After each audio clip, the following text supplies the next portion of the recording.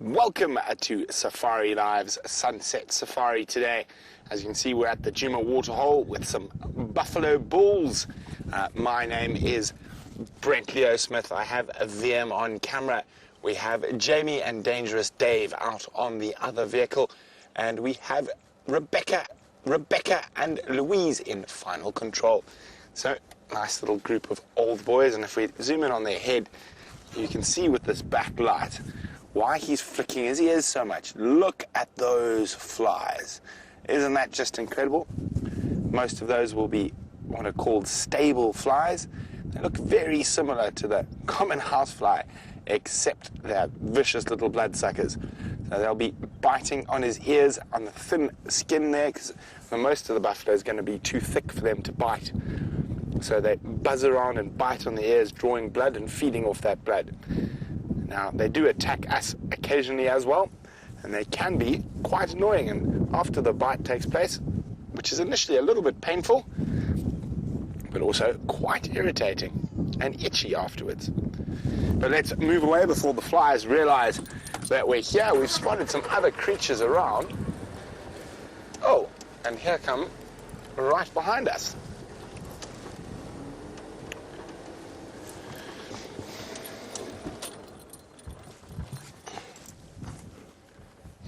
A nice little harem of zebra heading towards the waterhole. So now, very interesting if we watch zebra. Now, the zebra that's leading from the front is generally the oldest and most experienced female. The stallion normally takes up the back. And often when zebras get very agitated and angry and biting each other, it's because the wrong female is leading the herd. The stallion always tries to keep the oldest, most experienced female at the front of the herd. But a big welcome to North Landing Elementary School and Miss Coffin's class.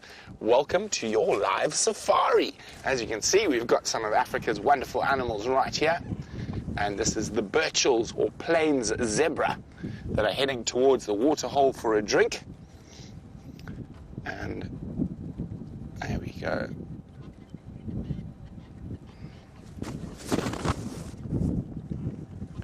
But moving away from the zebra, and Mrs. Coffin noticed some birds on the back of the buffalo, and she's wondering, do those birds help rid the buffalo of flies? They don't, unfortunately, help rid the buffalo of flies. They do help rid the buffalo of ticks and other ectoparasites.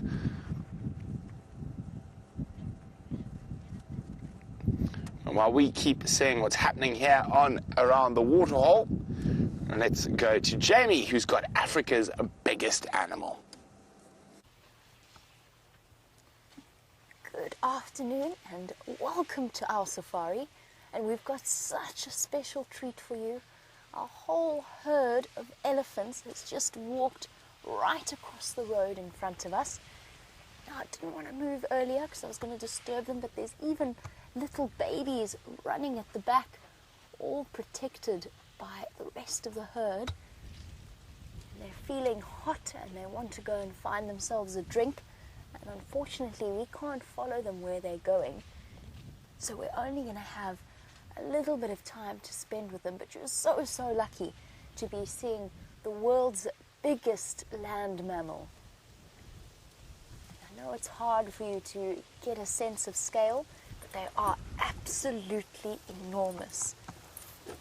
Hello, my name is Jamie.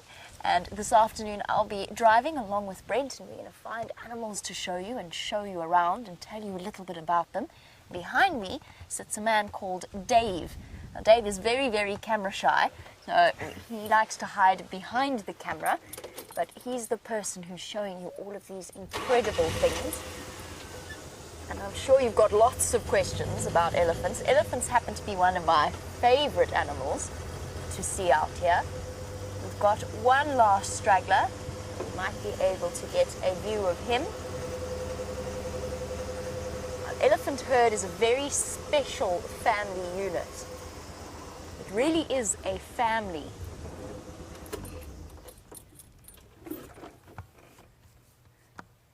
And Annalise, you're reading my mind and thinking just about what I was going to tell you. This is a young male walking behind the group. Now, Annalise wanted to know if a male or a female elephant leads a herd. And the answer is it is the females. It is what's called a matriarchal society. A female will stay in a herd her whole life, which can be up to 60 years in the wild, so close to being as long as a human. And some of them have stopped there to feed, so we've got another chance to view them. So the females lead the herd. It's led by the oldest female in the group, the oldest and the wisest. She will have a collection of her daughters and her granddaughters and her sisters and her cousins and her nieces, all as part of a group. Here you go, you can see they're all clustered just over there. Lots and lots of them disappearing off into the bush. With a couple of young males straggling behind. Now, the life of a young male is a little bit different. So they stay with the herd for between sort of 13 to 15 years, at which point it's time for them to leave home because they are no longer welcome within their family herd, and they head out on a solitary life, either walking about on their own or they're going towards they're going to join up with other young males just so that they've got a bit of company. Because as you can imagine, for them growing up in such a big family, being all alone can be quite a scary thing. Henry, you wanted to know where an elephant gets its water from. And the answer is here, there's quite a lot of water around. There's a lot of water holes. You were with Brent at one of them earlier.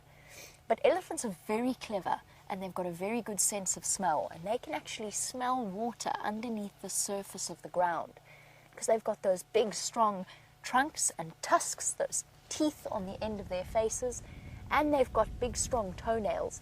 They can actually dig out water. So they dig and they dig and they dig, and they wait until the water seeps up from underneath the surface of the soil. And elephants are actually quite fussy drinkers. Oh, there's a little baby. And the tails and ears swishing. Rocco, yes, flies do irritate elephants, just like they do the buffalo. Luckily, they've got those trunks on the end of their faces as well as the swinging tails to sweep them away from them. There you go, the little baby is having a quick drink from Mom before she moves off. Now, speaking of buffalo, let's find out if Brent's buffalo are still being bugged by the flies. Here we go. There, the buffalo in the background and a herd of zebra moving away from the waterhole. And as we sweep through here, you can see we're having a very dry time. That's normally got water in it. This is normally a big waterhole. But there are some impala having a little argument. It's two young boys.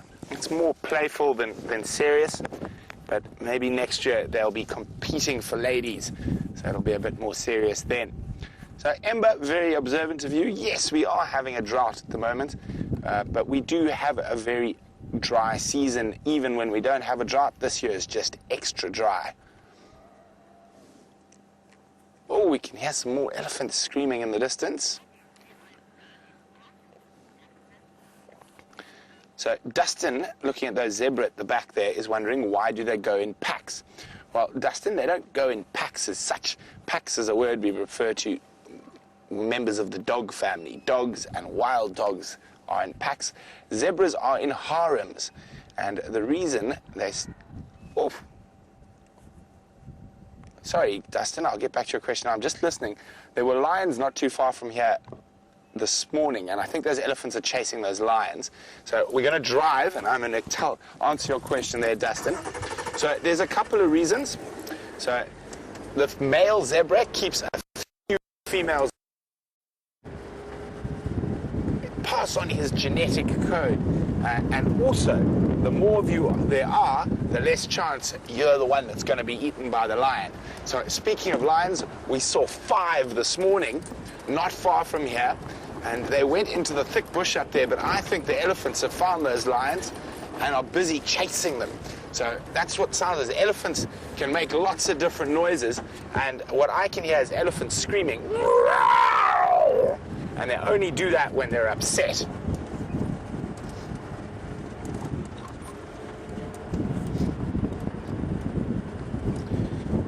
So Abby is wondering, why were those impala fighting like that?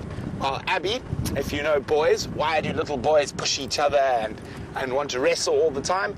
They were just playing. But when they get older, that fighting will become more important, so they can get some females of their own. Like this. So there, Abby, there's a big impala over there. And he's running there. And he will chase all the other males away from all the ladies here. So these are his ladies. But here we go. So he's done well for himself. He's got lots of girlfriends.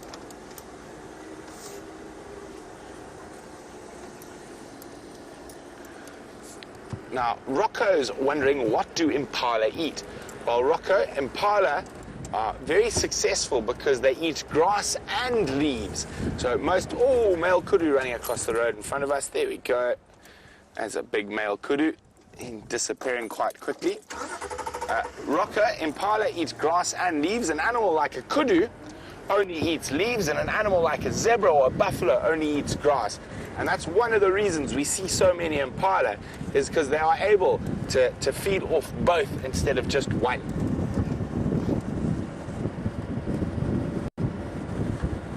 So those elephants were screaming just down here, and that's where the lions went across out of our area. And elephants will chase if they see them.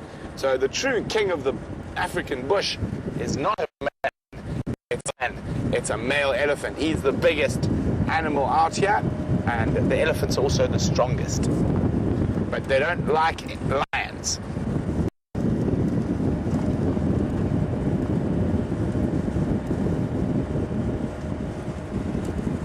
Hi, Michaela. Michaela would like to know, is there more than one type of elephant? There are, Michaela.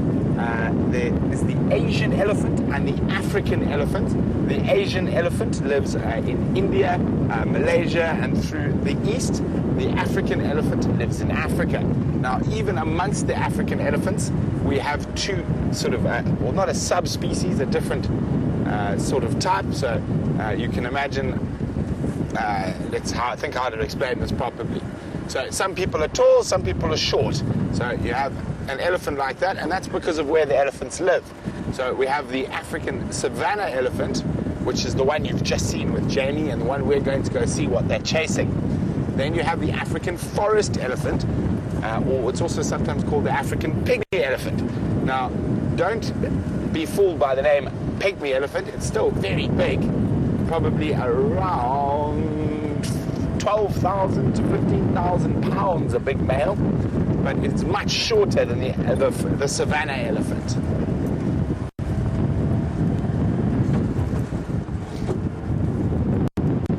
Okay.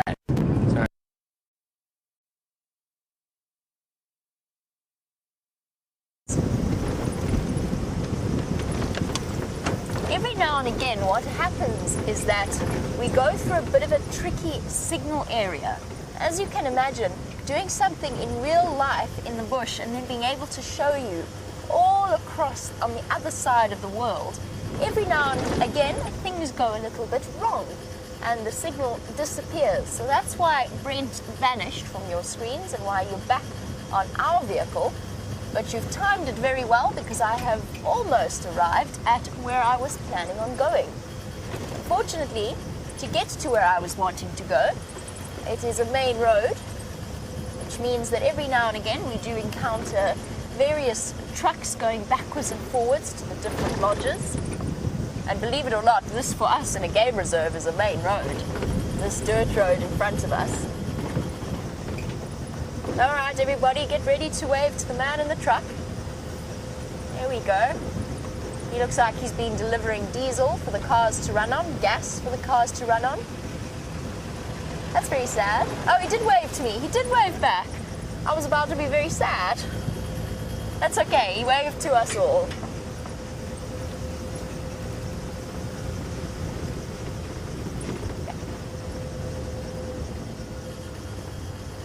Hello, Rocco. You were wondering about whether or not, going back to our elephant sighting, whether or not an elephant will eat from its nose.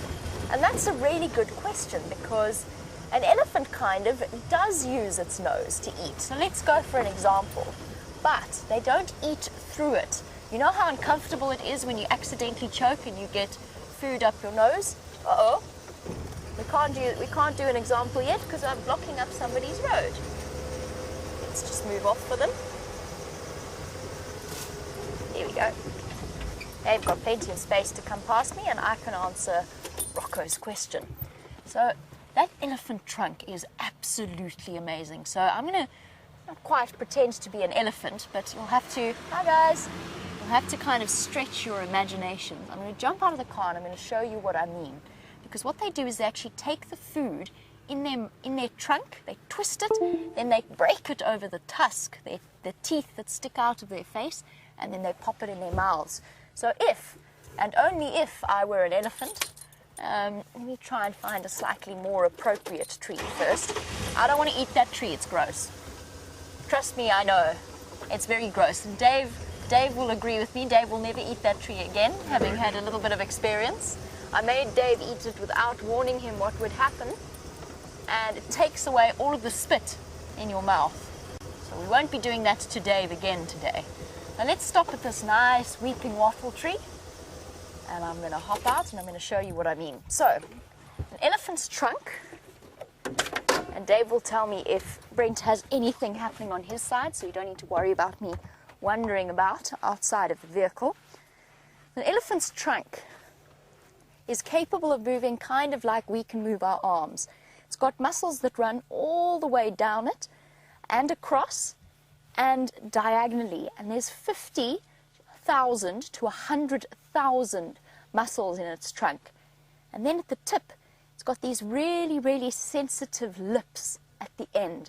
And they're so coordinated that a big elephant can reach down and pick up a stick that is this small. So just like we could do with our hands, an elephant could do with their trunk. Just realized there's thorns on that. Yes, I know. They're there. I found them with my skin. But what an elephant does, generally, they've got several different methods. And this big trunk, usually, what they're going to do is they're going to reach around. Very often they'll wrap it right around the tree like this. But I'm not going to do that because I'm not an elephant and my skin's not very tough and it actually hurts. But what they'll do is they'll reach with the trunk and they'll strip away the leaves like this. So basically pulling them off away from the branches. And then they'll take it and they'll put it into their mouths. If they wanted a bigger branch, like this size, and this is an easy branch for an elephant to eat, even a baby elephant could get this down, they'd pull, and then they'd pull it across, using their trunk, they'd pull it across their tusks and break it like that. Now that's the way that elephants eat the food that they do eat.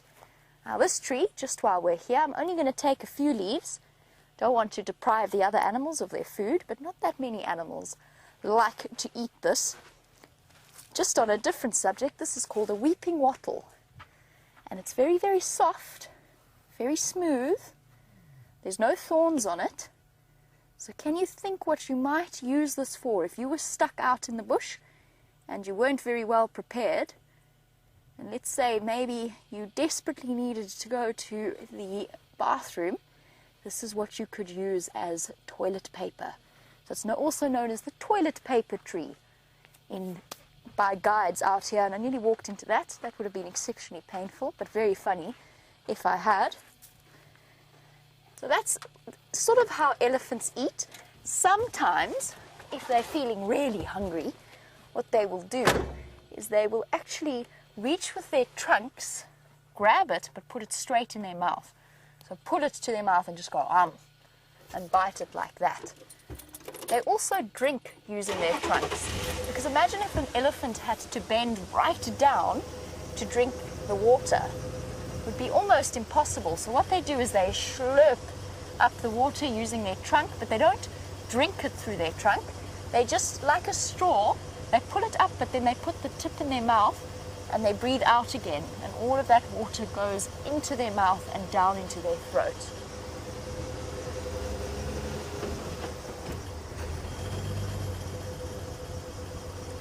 Now, I'm not really very big, so wandering about in the bush, especially in midwinter when it's very cold, I don't think I would enjoy it very much.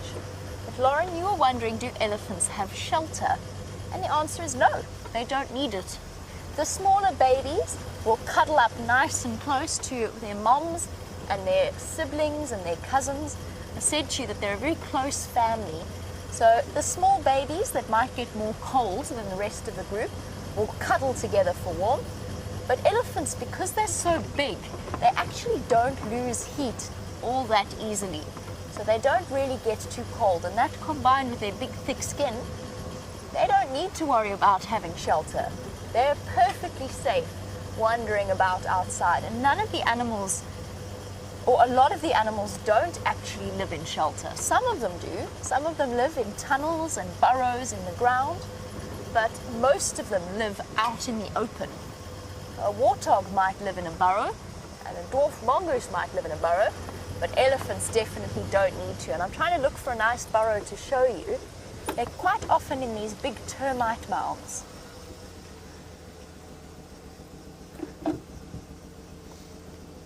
Nope, no homes of animals there. Henry, you were wondering, do lions eat elephants? Sometimes, but it's very, very unusual and not really in this area that we're in now. There's so many other things for a lion to eat that they don't want to risk getting hurt by attacking something as big as an elephant.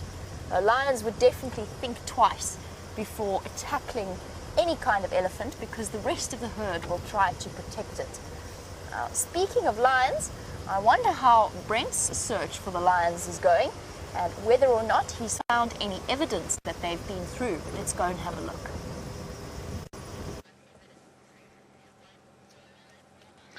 So, unfortunately, no lions, but we do have lion footprints.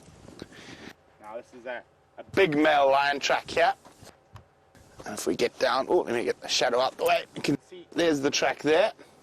And if I put my hand next to it and make a print, you can see how big it is. And I'm a big guy. I'm 6'3", and that lion track is the same size as the inside of my hand. So if we take a circle like this around the lion track and we do that around the inside of my palm, it's bigger than the inside of my hand. So this is a very big male. He's part of our main group of male lions. A group of male lions is called a coalition. And a coalition of lions can be made up of unrelated males, and they get together so they can protect and defend a bigger area, and they can have more girlfriends. So they can be in charge of more than one pride of females.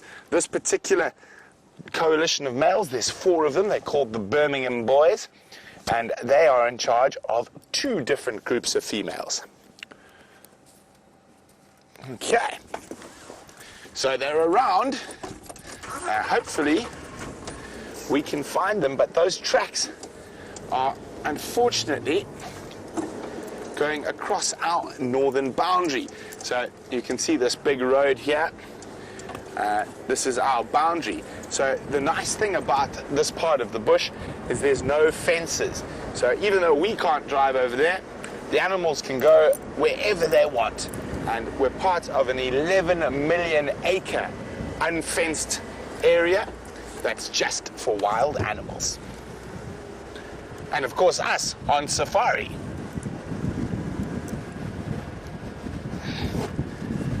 Well, Ember would like to know if there's more than one type of lion. And there's a lot of argument about that. A lot of people have described subspecies, but generally there's only considered to be two different types of lions, the African lion and the Asiatic lion. So like the elephants, there's an African one and there's an Asian one.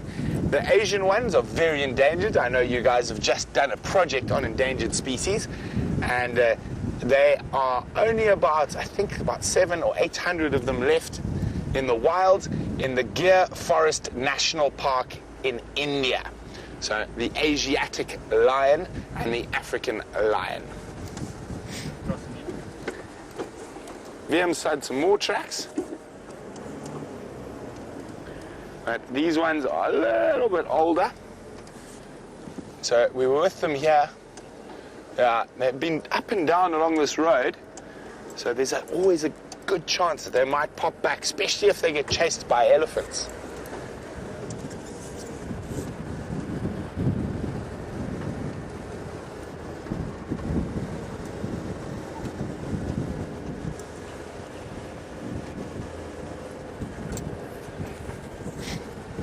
So Zion's wondering, do elephants attack lions?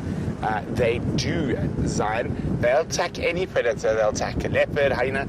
Not so much attack as chase away. But if they manage to grab one, they would definitely hurt it. And Jamie was just saying how a lion would think twice about attacking an elephant. But it's a very interesting thing that animals, even though they're the same species like lion, might behave differently in a different area.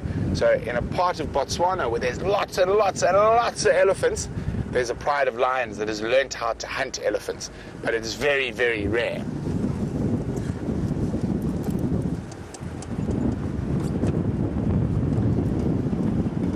So while we continue to search for the lions, let's go back to Jamie, who's on Cheetah Plains, a different area of the reserve.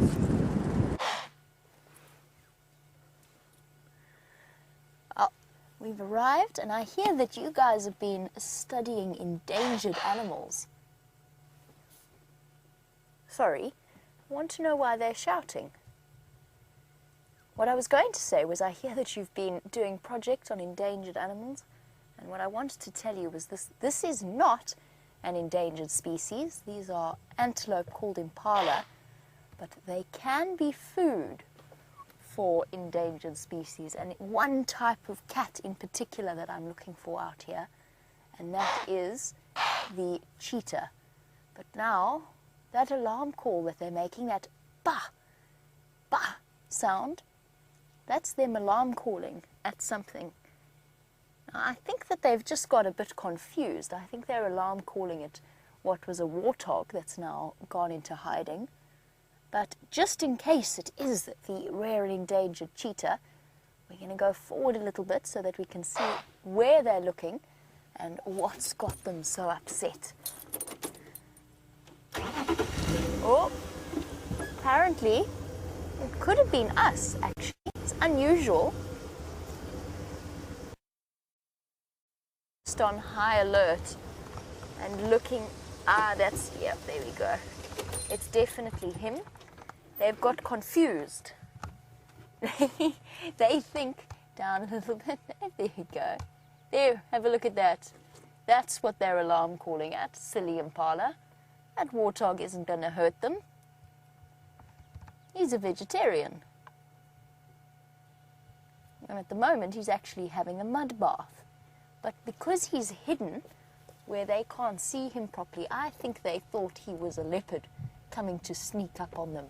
Maybe even a cheetah or a lion.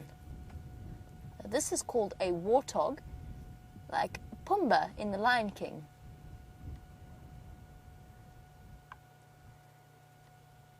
Here he's coming wandering towards us. This is a very big warthog. And the reason that I know it's a male is, first of all, his tusks are absolutely huge, but also those things sticking out of the side of his face. He's got 4 of them. They kind of look like warts, which is where the name warthog comes from. And you only see 4 of them on a male. The females have 2. And he's really big and bristly. He's covered in mud. Obviously, even though we are in the middle of winter, In South Africa, our midwinter days can go right up to the mid-70s in Fahrenheit, which is where we're sitting at today, and the sun's actually quite strong. And that's why we are seeing the animals spending a bit of time in the water. I feel as though he's coming towards us, Dave. He's actually... Oh, there, he's running away a little bit. He keeps coming a bit closer and a bit closer, and then he runs away once again.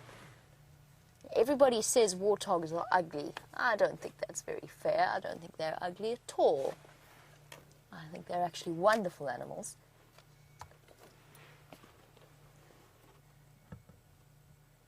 And they are very big and very powerful. They're part of the pig family, which you can see. They do look a little bit like domestic pigs, just a bit more wild and a bit more Africanized.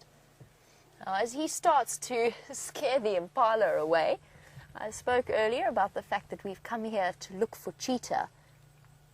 And Logan, you were wondering, how fast does a cheetah run? And the answer is between around 60 to 70 miles per hour. Look at he's chasing he's not intentionally chasing the impala, they're just running away from him because he is so big and scary looking.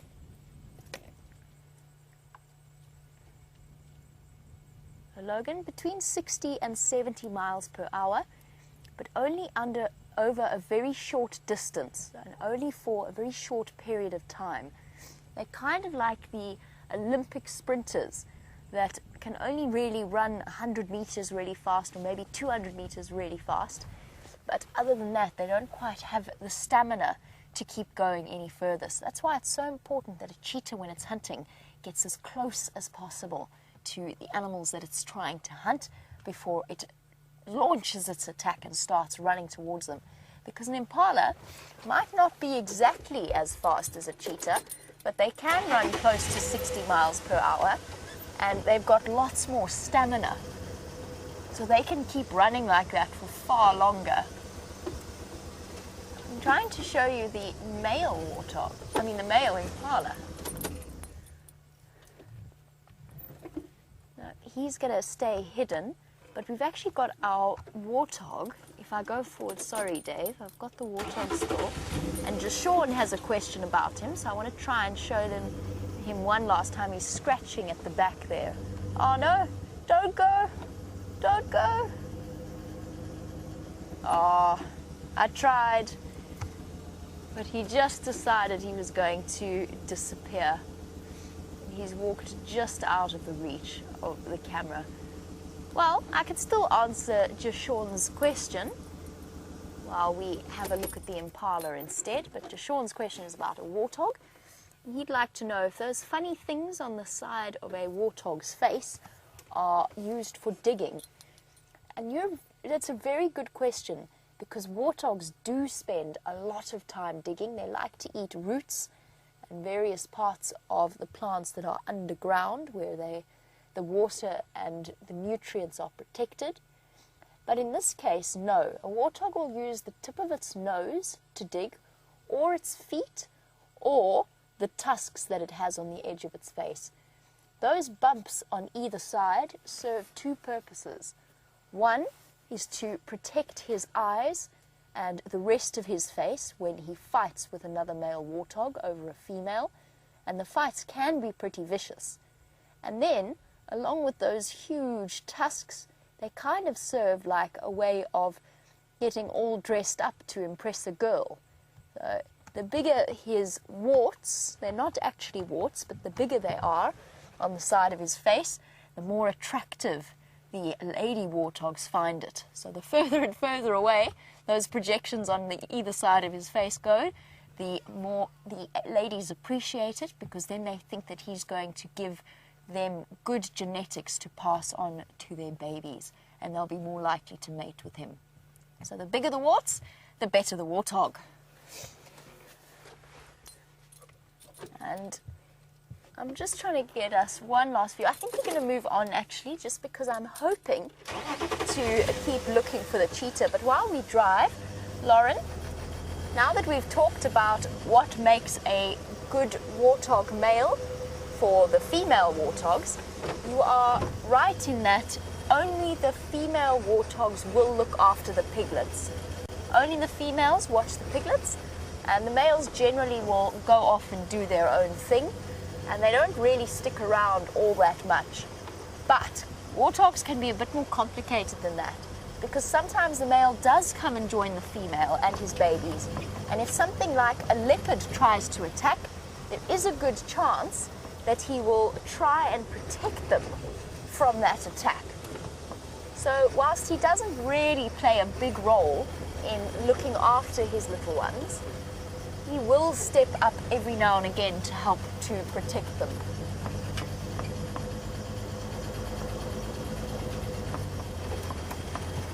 I hear that Brent was showing you the size of a lion track.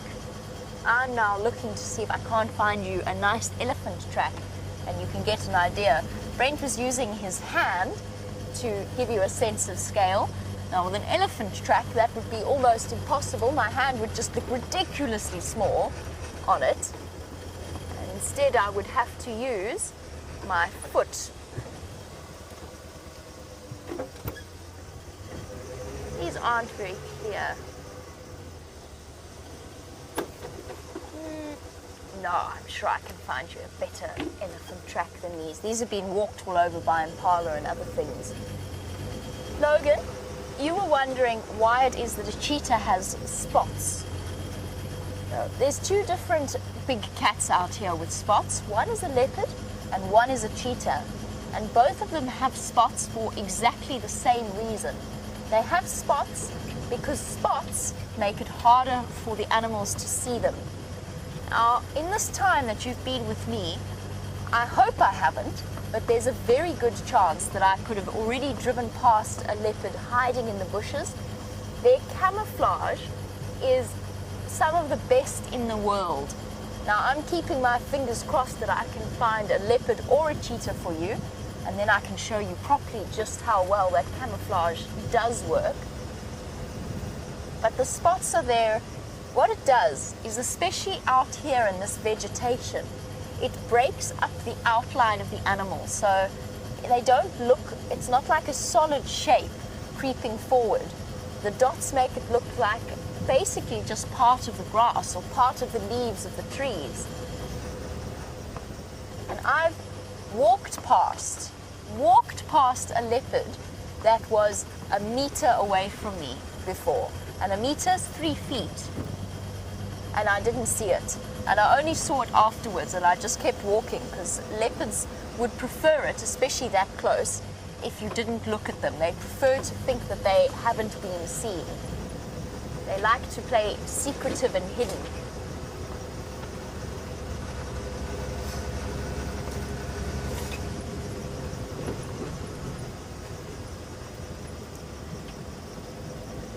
There's a very good question from Lauren. I didn't explain earlier because I got distracted by showing you just how an elephant eats. Lauren wants to know, why is it called a weeping wattle? And the answer is because it's related to a type of tree called a wattle tree. Wattle, W-A-T-T-L, wattle tree, not a waffle tree like a waffle that you eat. And then the reason it's called weeping is actually an amazing story. And I'm trying to find one for you now to show you. You hardly ever get to see it, but in summer, there's a type of insect called a spittle bug. Spittle like spit. And what they do is they gather in huge numbers all around the weeping wattle. And there's one for you there.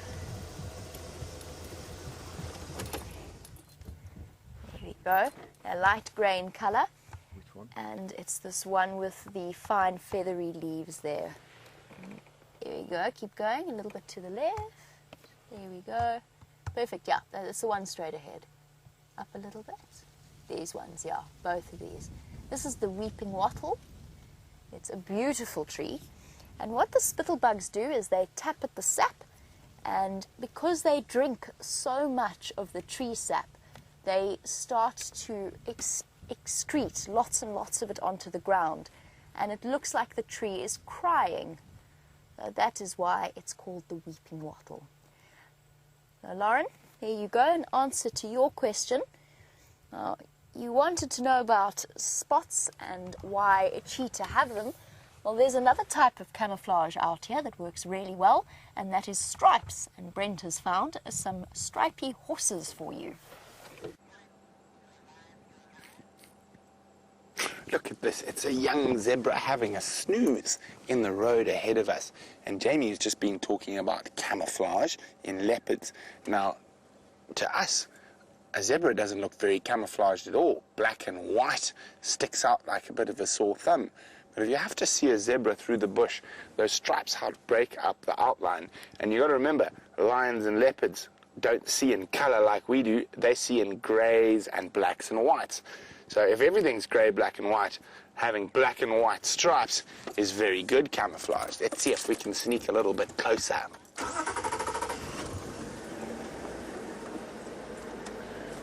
So Zion's wondering, do all female zebras have the same amount of stripes? No, each individual zebra is completely separate, so no one zebra has the exact same stripes or amount of stripes. There we go, there's the rest of them.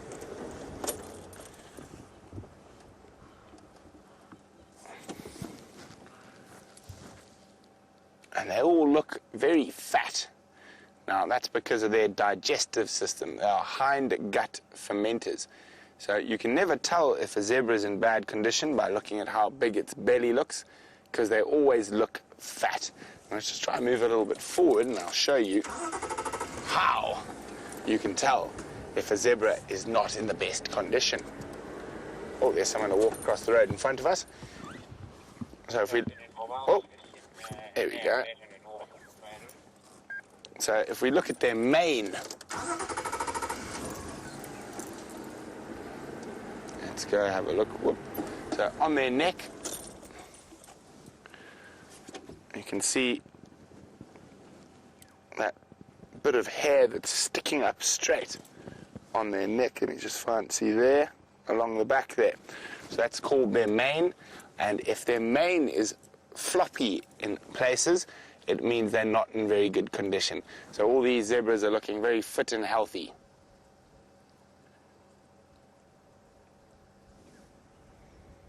There's the little one who was having a snooze just now.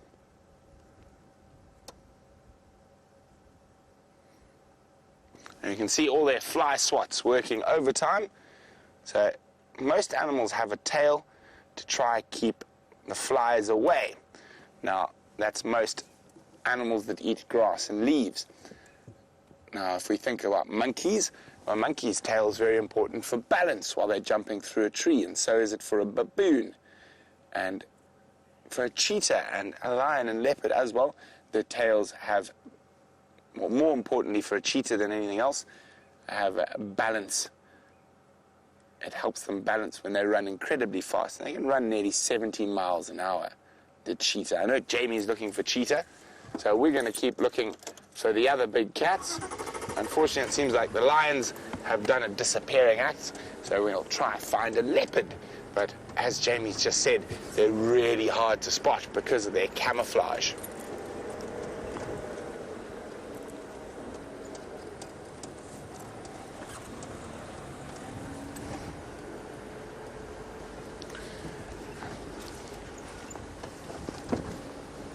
Michaela would like to know, how did I know it was a male lion paw print?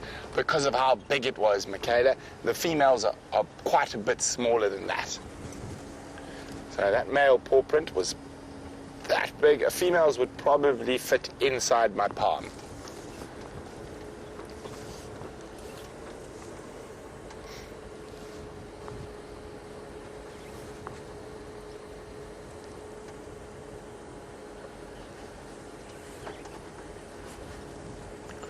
Well, Alex has got a very interesting question. What is the normal number in a herd of zebra?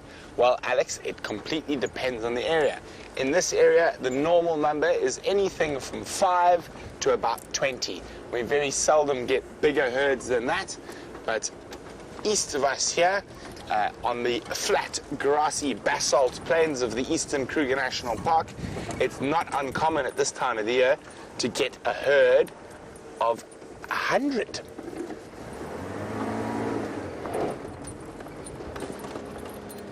Sorry guys, I thought I spotted something. But it was a little mongoose who ran away very quickly.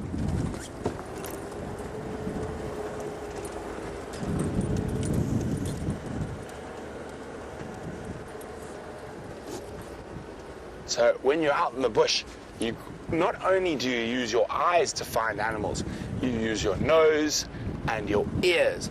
And probably the most important one is your ears. By knowing the different animals' sounds and what sounds different animals make when they see another animal also helps. So all the animals that get eaten by lions and leopards will normally make an alarm call. So you can imagine it's like shouting a warning to your friend. So you can imagine, so an impala sees a leopard, they start snorting. And what they're doing, and I know you saw them get confused and snort at a warthog, but when they start snorting at a leopard like that, what they're telling all the other animals is that there's a leopard. But my favorite, I think, is the baboons. And I saw some baboon tracks now, and I'm hoping we might see them. Now, they're very funny animals to watch. But when a baboon sees a lion or a leopard, he climbs up to the top of the tree and he shouts. So everyone in the bush can hear. He goes, "Lion! Lion!" And then all the other animals will pay attention and they know that there's a potential predator in the area.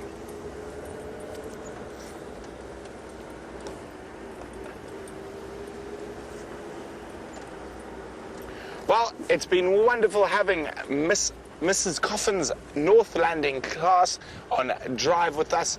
And don't forget, guys, to join us on Safari again soon. But for now, bye-bye, and we'll see you soon.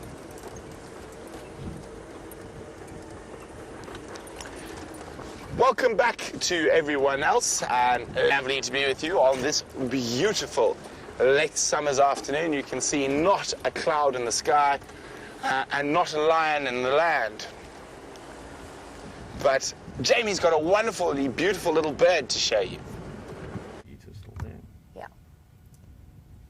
Isn't this absolutely beautiful? And with this camera, we can get right up close and personal to a bird that I like to think of as the springbuck bird, since it is the colours of our Springbok rugby team. I hope, oh, come back, no, don't disappear. It's also known officially, much more officially, as the little bee-eater. Well spotted there, Dave. And we've got two of them. And in fact, one of them just caught something in mid-flight. Oh, absolutely lovely. Such a striking bird with those bright greens and yellows. And then if you look really carefully, just that hint of blue eyeshadow almost. Like they've put on a bit of makeup. They've gone a little bit heavy-handed on the eyeliner. Then just a tint of blue for the eyeshadow. And you can see those rapid head movements, constantly casting about for any flying insects. In sync there, almost perfectly for a moment. Obviously, as their name suggests, the smallest of the bee-eater family, and one that sticks around with us, like the white-fronted, and unlike the European and the carmine bee-eaters. These little bee-eaters stick around all year round. And at the moment, they're taking advantage of the last few butterflies and insects that are hanging about. And they're called the springbuck bird not just because of their coloration, but also because of their hunting style. Oh, you missed a butterfly there. I saw it. I saw it flutter behind you there. The guide's using that tail to constantly keep balance. But yes, their hunting style often is a sort of an upwards-downwards flight. They fly up and then attack from above, catch the insect, and then use that long bill to sweep it from side to side and to kill whatever it is they happen to get. And in the case of bees, as the name bee-eater suggests, to remove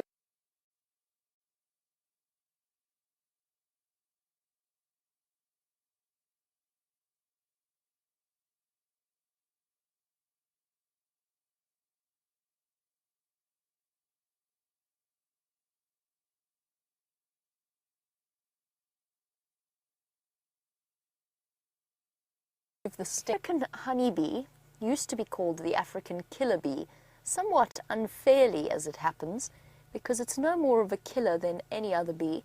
And as you know, bees are something that have become incredibly endangered throughout the world, and yet are so essential to our survival. And one of the main pollinators of most of our main crop foods, whether it be maize or corn or whatever else happens to be the starch of choice in different corners of the globe. And the African killer bee earned a rather unfair reputation as being incredibly aggressive, and they're not aggressive bees. They will defend their hives, just like any other animal will try and defend its home. And as a result, they've been unfairly labelled, but that has changed now to the African honeybee. The Mopani bee, on the other hand, is something very similar to a fly, and they're very fond of us as human beings, especially in this drought period, because they like to settle down upon our skin and take whatever moisture they can from our sweat. There are plenty of those around, and whilst we try not to swat them, every now and again when they crawl into your ear or into the corner of your eye to try and get to the tear ducts, you do sort of feel a little bit as though they're in your personal space. And this little bee-eater has been incredibly obliging. Perched here, not quite as active as his companion, his or her companion, who is a little bit further to the left. Ooh, and of course now to describe that to Dave is next to impossible, and in fact I've now lost track of where I am almost completely. If you go a bit further to the left, Dave, past that silver cluster leaf and there and in, you start zooming in, I'll be able to show you where it is. You're in the right ballpark. And there we go. You should be able to see it in the middle of your screen, or almost in the middle. There we go. Well done, Dave. Thank you, Jamie. Can't you know, I've done that to the cameraman so many times, and somehow I always manage to do it to Jeandre in particular. I stop and I think that he's seen it, and I'll go, look at that bird. And he looks at me in utter panic, as if to say, what bird? I haven't seen it. You know, make poor Dave spot the bright, very tiny, bright green bird that's exactly the same color as all of the leaves in the trees. But we got it. Yeah. We got it. We did get it, and I think it's time to move on and go and search for those cheetah that apparently crossed into Mala Mala.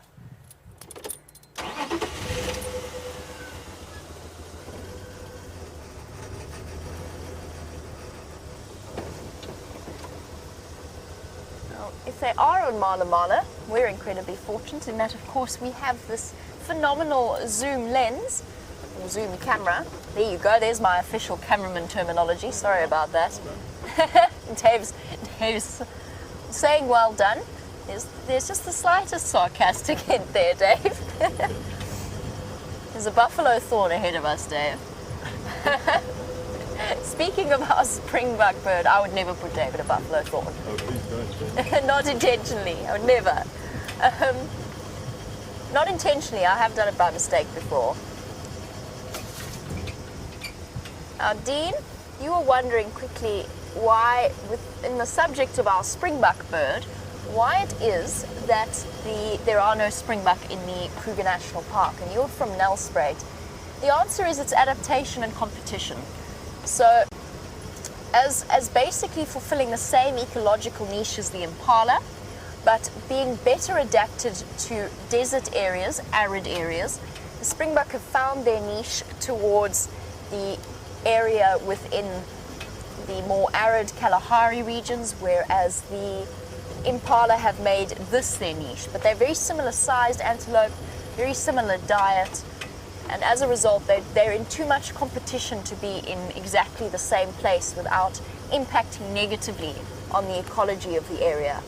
And this Africa has 72 different species of antelope throughout the continent. 72 antelope species, because, first of all, we've got such a vast variety of different habitats, but also because they've got such incredibly adaptable physiological conditions, or can adapt to such different ecological conditions. They can change the way in which their stomach digests. They can change, certain species can change the way they respond to water retention. And all of that has meant that they can utilize pretty much every ecological niche that there is out here for an antelope. Now, bear with me for 1 second. Brent has been trying to get hold of me on the Game Drive channel apparently, so I'm just going to respond to him. Brent for Jamie. See if I can't find you something nice to look at.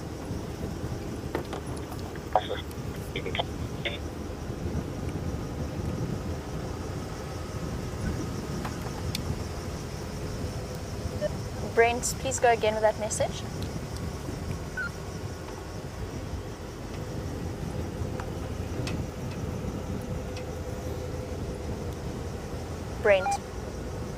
Brent. My Game Drive channel doesn't want to work terribly well. I'm sorry. I know this is distracting for all of you, but it's an important part of the way in which we communicate. I'm sure he has a very important message for me.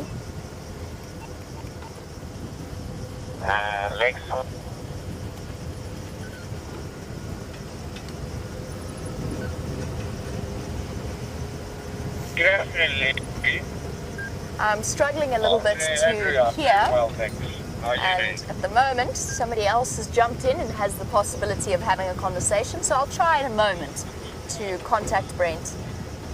And while I do, speaking of Brent, he has found another elephant for you, so let's head across into Djuma.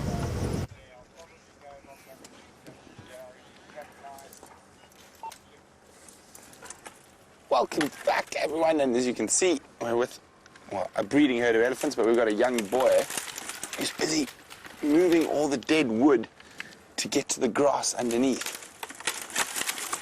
Oh, there we go. You can see he's found some grass under that dead marula. Clever boy. So we're on the edge of the breeding herd, so there's a group of little boys here right on the periphery. Sounds like the rest of the herd's just up ahead.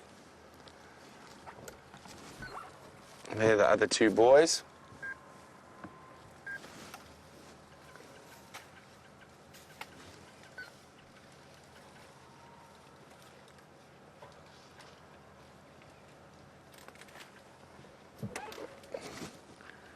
Now, incredible creatures.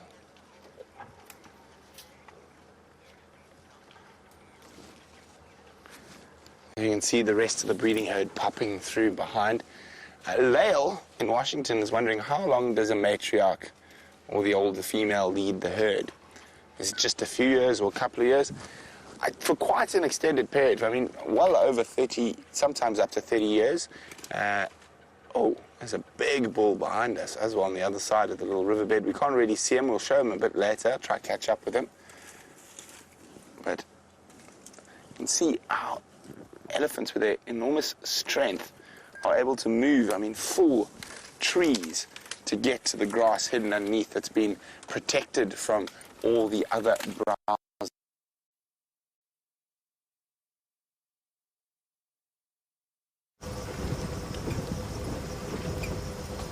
Oh dear, it seems as though Brent has disappeared off your screens once again. But we have arrived at a lovely open clearing that Cheetah Plains is, of course, famous for. And let us see what's happening here in the great open area of Cheetah Plains. Well, there's our wildebeest herd for a start, as well as the buffalo in front of us. So bear with me 1 second, you'll have a view in a moment. We'll be able to stop and have a look.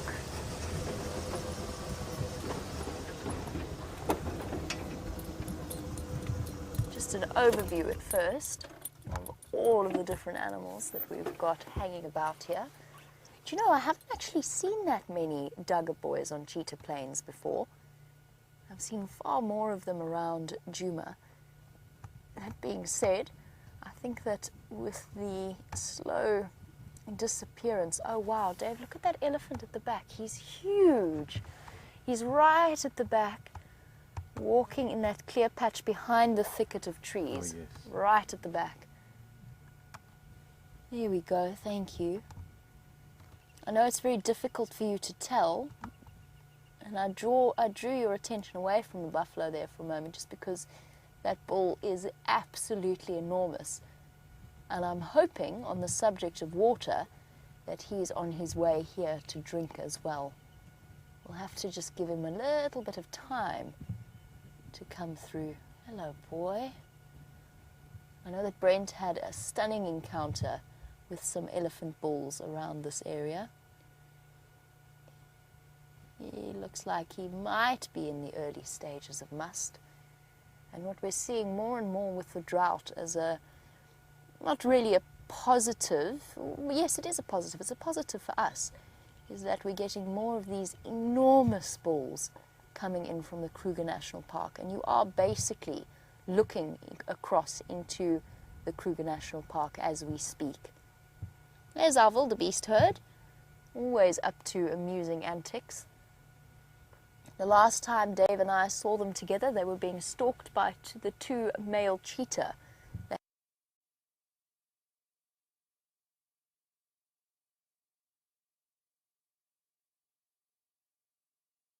hang out in this area.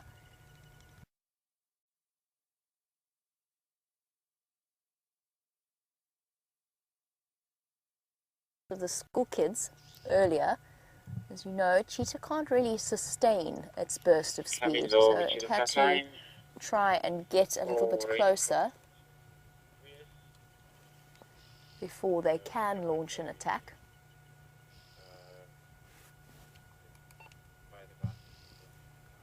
They're peacefully grazing off in the distance.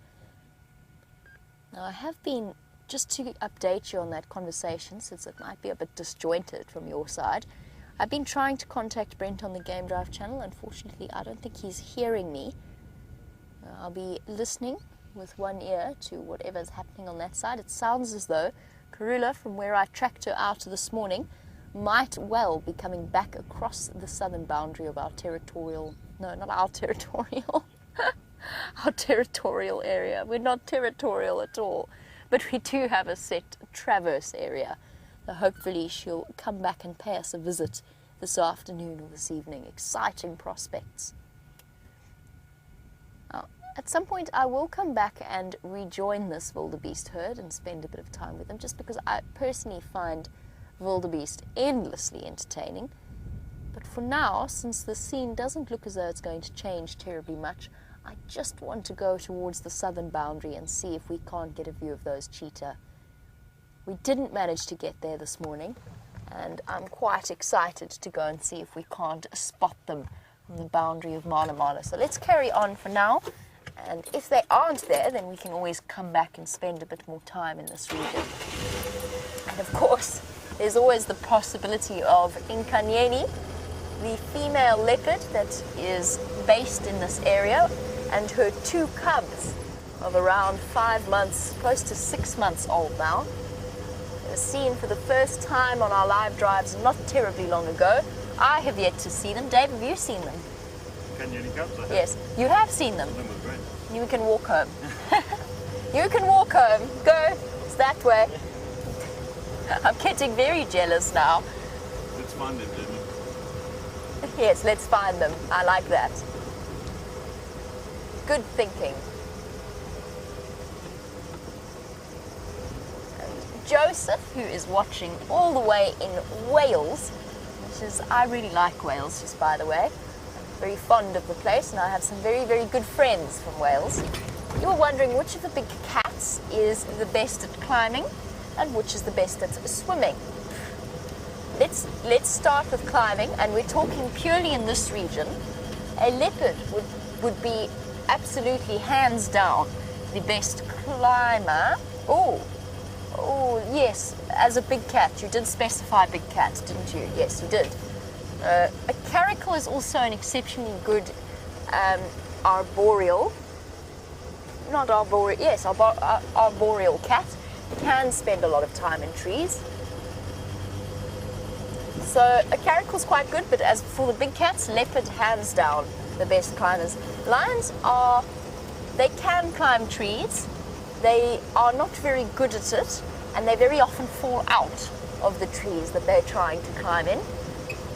A leopard definitely outskills them in that sense, and a cheetah can also climb trees, but with its only semi-retractable claws and quite blunted claws, it's limited in the way in which it climbs, and really limited to the lower branches and the bigger branches of the trees. I have, however, seen cheetah right up very high in a marula tree before. In terms of swimming, if I had to, I would probably say again, just in terms of its physical strength for its body size, a leopard probably takes that medal as well. But it's a very close contest because all three of the big cats can swim. Cheetah does show quite a bit of reluctance to do so, but they're very happy to wade across a river. Lions as well will also go barreling into a dam if they think it means they can catch something, if they're chasing prey, for example. But leopards are known to actively, there are some leopards in particular, individuals, that have specialized in hunting into the dams, going into the dams and catching catfish or barbel. Again, but now we're talking purely in this area because, of course, there's the tiger, and the tiger is famous for its swimming abilities and, in fact, really enjoys spending time in water.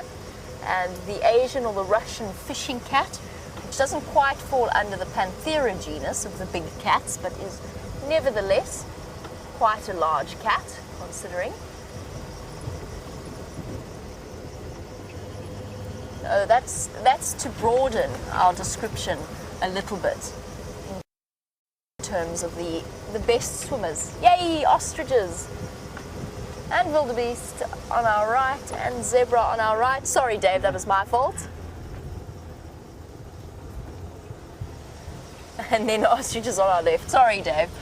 There's just so many things happening. I don't know where to look. You're gonna keep Dave guessing.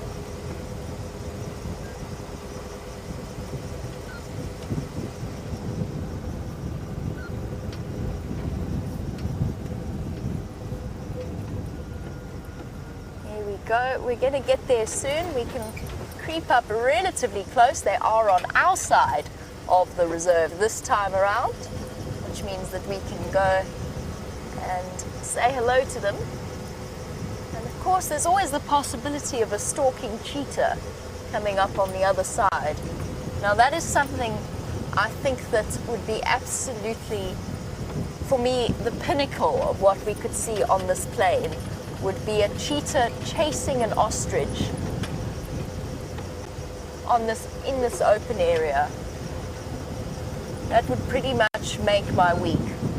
Not necessarily catching the ostrich, but just that chase, to see two animals built for speed, sprinting at full tilt across the open area would just be incredible. We're getting there. I don't want to do any damage to this open area by driving off-road, and also they're quite skittish. So we'll stop here with our pride or wobble of ostriches. Such bizarre animals.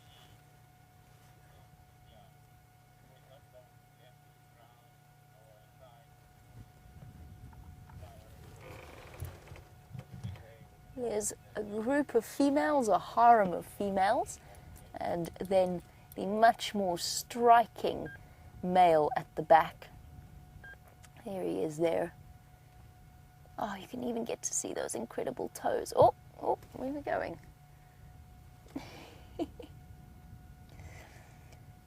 There's a certain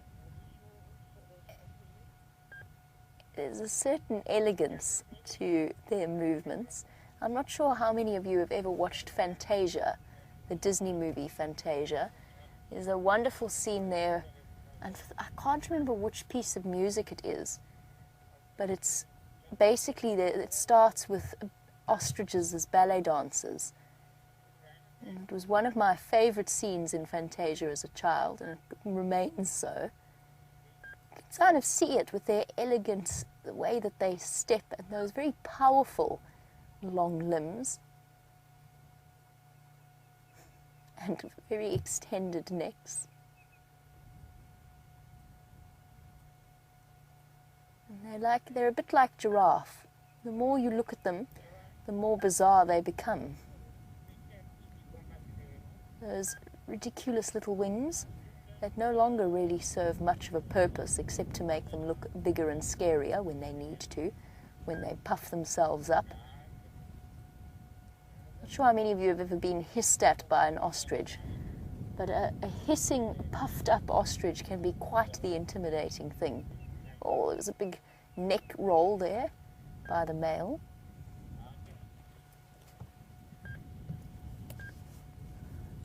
Long-limbed and very, very fast. The biggest bird in the world. It's very hard for you guys maybe to get a sense of scale unless you have seen ostriches before. It's very tricky. But to give you a rough idea, I'm about 5'7", and an ostrich's head is probably about close to half a foot taller than me, if not even more so. Probably close to Brent in height. That's like Brent's size. They're very tall, and that makes them relatively intimidating. They've been known to chase people, and I actually know a few people towards the Eastern Cape that have guard ostriches instead of guard dogs. Just kind of like some people have guard geese. I don't know if any of you have ever encountered somebody with a goose guarding their property, but ostriches can do the same, and they have been known to very aggressively deter intruders, and they can kick both forwards and to an extent backwards, mostly forwards though, even out sideways. And that large toe in the front, somewhat not quite reminiscent of the raptor claw of the velociraptors, but when you're being threatened by it, it kind of feels that way. Very sharp and very large.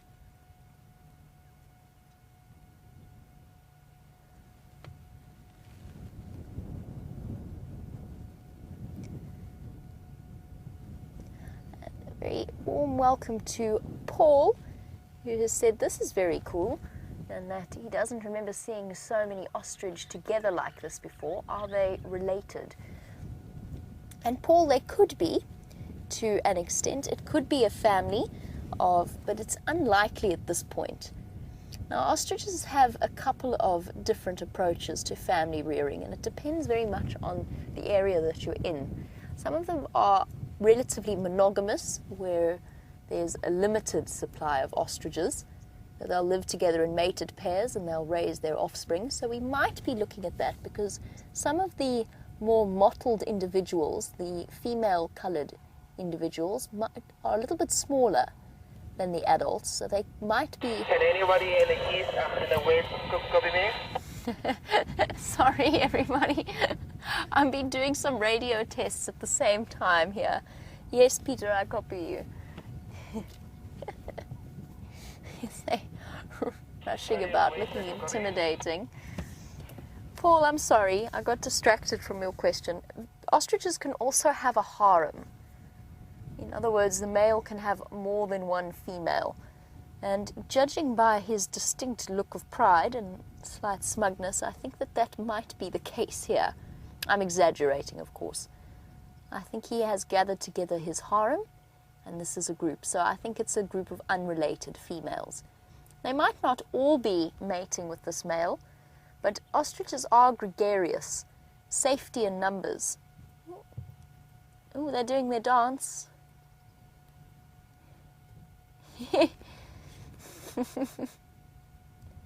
This is very cool. You know, I think it might be mating time. I think it is. I think it's breeding season for ostriches, or close to breeding season for ostriches. And that's, I think, why we're getting this lovely display every now and again with their wings out.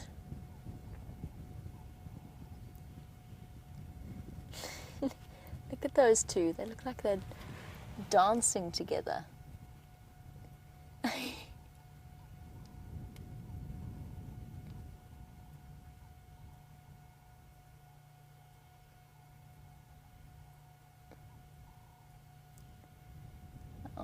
In the breeding season, the male will become flushed and red around the face and the legs, which we can't see at the moment yet. However, there's always a prelude before one goes into an actual breeding season. Just like how we saw with the male impala, they started fussing and making a noise and running about like they were full of energy, let's put it that way before the females were nearly ready to mate. So this might be the prelude to the breeding season. He hasn't got that full breeding season flush just yet.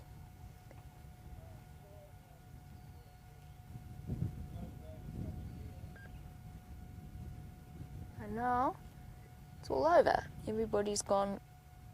Oh, they're playing musical statues. Almost. That's what it looks like. They danced around each other and then everybody froze completely. Except for that one on the right.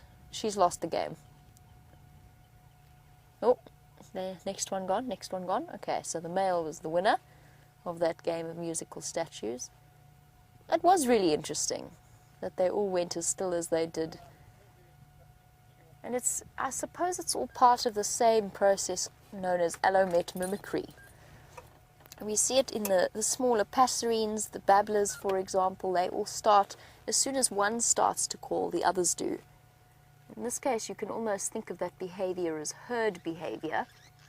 Like when one impala starts to alarm call, and then the others start to follow, even though they haven't actually seen what the threat is that they're meant to be alarm calling at. So as soon as one bird goes still and focuses its attention, I think that's why the others followed along. Just have a look there at the perspective of size. That male, I know he's a little bit behind the female, but he does actually look quite a bit smaller than her. At least the first female next to him on his right. He's not that far away from her.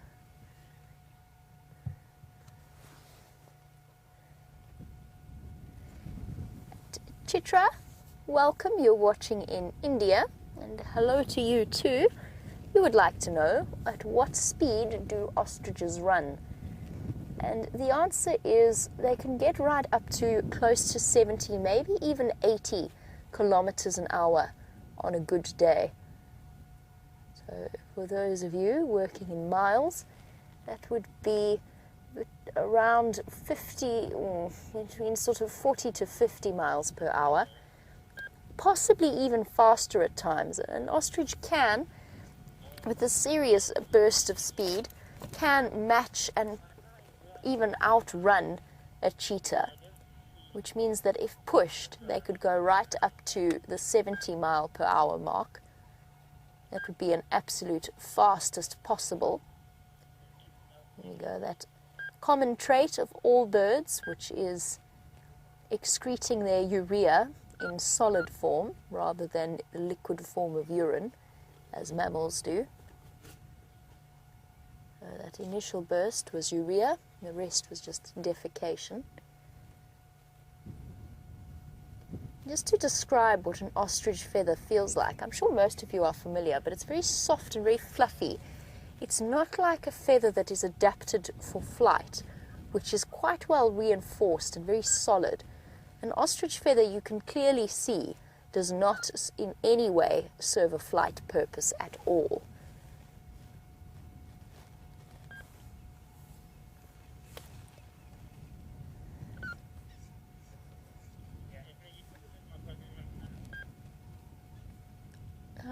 As we start to potentially go into the ostrich breeding season, Hilma, you were wondering where and how an ostrich will nest. And, aggression from the female there. She provoked that attack. Don't quite know why. Hold on a second, sorry. We'll get back to the nest in question once this behavior has played itself out. And there's competition there amongst the females. That initially was not in any way provoked by the actions of the males, or the action of the one male. It was a female that went barreling in there and disrupted the group. Oh, and back to musical statues again. And pose for screenshot. Oh, no, you moved. You in the right. At the back, you moved. Okay. Here we go. Some interesting... We're learning a little bit here about ostrich behavior. Back to Hilman's question about where they nest. They nest on the ground in hollows that they have dug out, kind of like a lapwing nest, if you've been watching, if you're a regular viewer of the SafariLIVE safaris. Kind of like an ostrich, a lapwing nest, just about, 30 times bigger or so. And their enormous eggs are guarded, and both the male and the female will take turns in guarding their nests. And what they will do, if you've got a group of females like this, is they will all nest in a close vicinity to each other, so that some of them can go off foraging for a while, go off looking for food, and then return to the nests and leave them in the capable claws, I guess, of other ostriches to protect. They also, at the heat of the day, ostriches are birds that are well adapted for a desert area, an arid area, and you find them throughout Africa in some of the southern African deserts, in Namibia and in Botswana. And there's places like that where the temperatures will easily skyrocket to over 40 degrees, so well over 110 degrees Fahrenheit. So what the ostriches in that case will do is they'll actually shade the nests. They'll stand over it with their wings outspread, and I'm sure many of you are picking up on the fact that this wind has suddenly come billowing out of nowhere. So that's what you're hearing, gusting over the plains.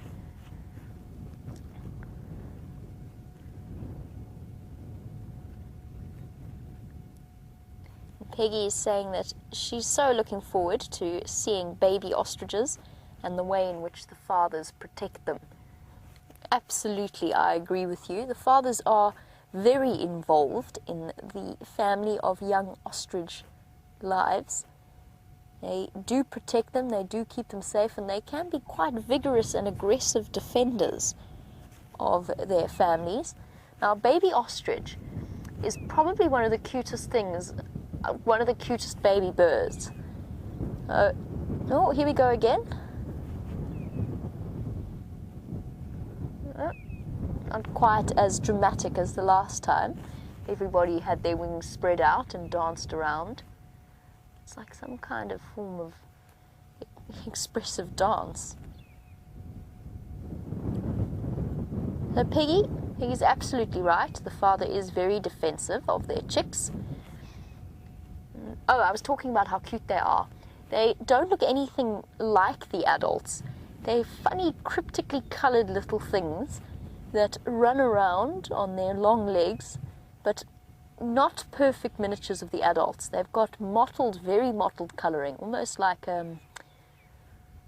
what's the closest description? They're actually spotted, kind of like the approach followed by crested francolins or by spur fowls in terms of coloration.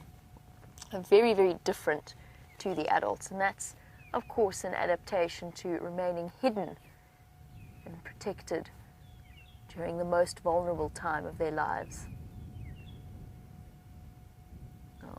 The other thing that some of you may not know is that ostriches are capable of roaring and booming.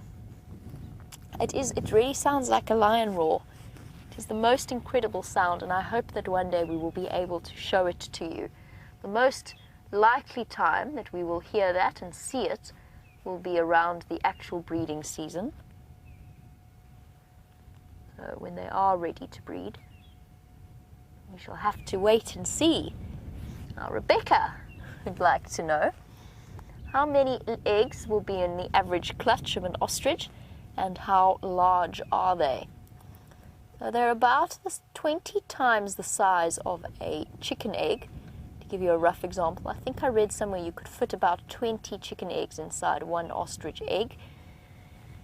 Clutch size, I would be, if I'm totally honest, I would be sucking the number out of my thumb. I don't know the answer to the average ostrich egg clutch size.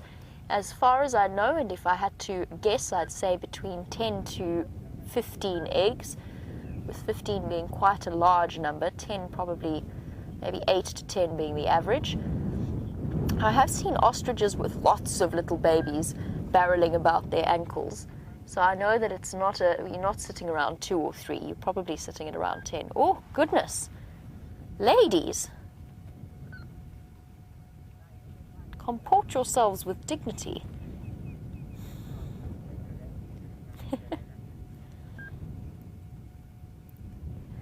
Very unimpressed with each other at the moment. Now, this might not even be connected to breeding. It just might be a harem hierarchical battle. Just like zebra occasionally nip and bite each other, that might also be an explanation behind the behavior that they're exhibiting here. No, it's not necessarily just a breeding thing. But on the subject of breeding, Chitra, how long do ostriches incubate their eggs for? If I'm not very much mistaken, it's up to 3 months. I'm not 100% sure on that, Chitra, and I will get back to you on it. I have to confess, I've never closely followed an ostrich breeding cycle before. I've never been fortunate enough. I've seen lots of ostriches, and I've been chased by lots of ostriches, but I've never had the pleasure of observing the full life cycle in the same way I have with anything from lions to leopards to rhino, for example, with the bigger mammals. I haven't managed to have the same opportunity with ostriches. So I'm not 100% on the incubation period of an ostrich's eggs. I guessed at around 3 months. And it is around 42 days. So that's much less than 3 months. 42 days is just over a month. Wow, that's impressive. My apologies. It's not 3 months, it's close to 42 days. So about close to a month and a half. It will be their incubation period. So much shorter than a bird of prey would be, which is interesting. Oh, are we going to go again for the... Yep.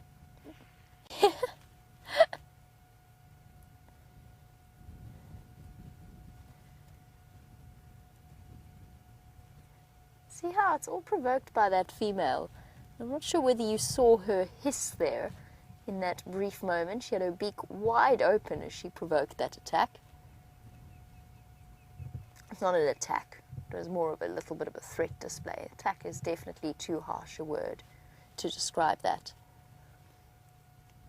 James Richards, who has been very diligently building up a record of all of the different tracks that we see out here through screenshots, and he really enjoys learning about their tracks. You wanted to know about roughly how large an adult male track is. The answer, let me just think about it, because I can give you it in terms of scale in reference to something, but I'm just trying to think of how I would compare that in terms of a measurement and then convert it into inches. About the size of my hand plus about a third of the way down my arm.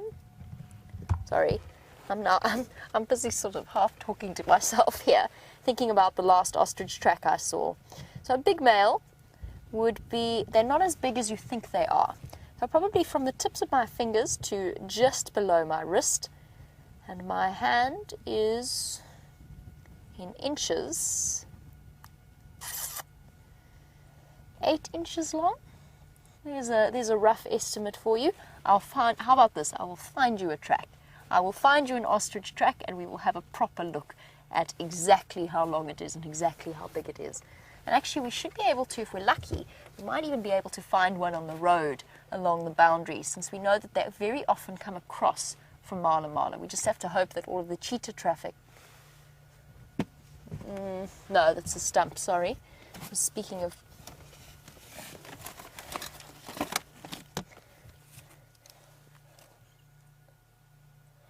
Sorry. I convinced myself I saw a cheetah. It was not a cheetah, it's a log. Tucker, who is 4 years old, would like to know, with these huge birds, can they fly up really, really high? The amazing thing is that no, ostriches can't fly. They're actually too big and heavy, and their wings are too small for them to fly up, kind of like a dodo or an emu. They're just too heavy. So an ostrich actually cannot fly at all, and instead has learned to run really, really fast. I'm going to leave our ostriches now to their dancing and whatever else they have planned for their afternoon. And I'm going to go and look for the cheetah. In the meantime, I think Brent has found a signal patch again. So let's find out how his afternoon is going.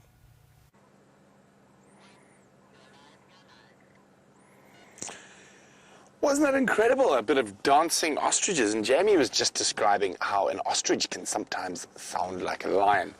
And I have an ostrich. I'm going to hold it to my mic. You can hear, if you're not sure at a distance, how it would sound like the low calls of a lion.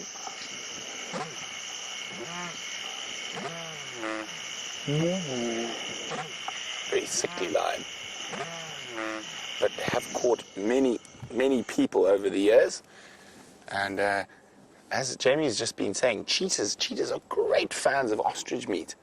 So we're going to try catch up with that big herd of ellies we had a little earlier. We're moving down towards the Mawati drainage out in some nice open air. So hoping they've come out of that thick stuff and we can get a nice view of them. Oh, before I forget,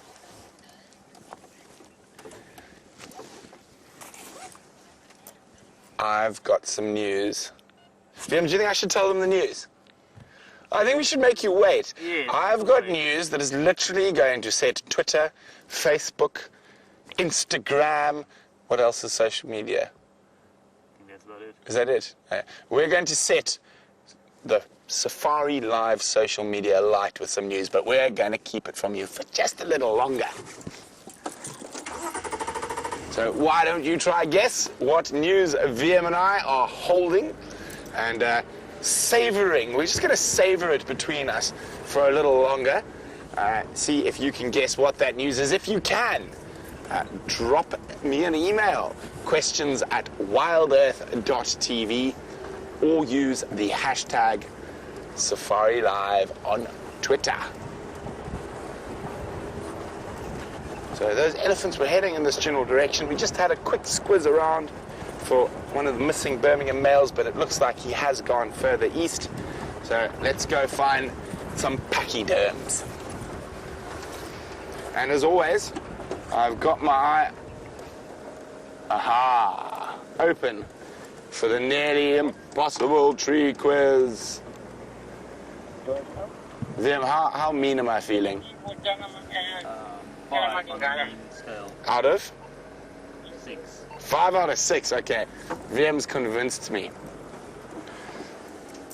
There is your nearly impossible tree quiz for today. Something that has been completely munched on by caterpillars. And if we look, there are a few leaves still. Nice little green ones down at the bottom. But there's the nearly impossible tree quiz for today. What tree or bush is that? And again, answers to hashtag SafariLIVE on Twitter. I'm actually quite impressed with how evil we are, Wium. Or use the email address questions@wildearth.tv. Let's see, I think I got you guys, finally. And if it was too impossible, you're going to have to blame Wium for saying I was feeling a 5 out of 6 mean today.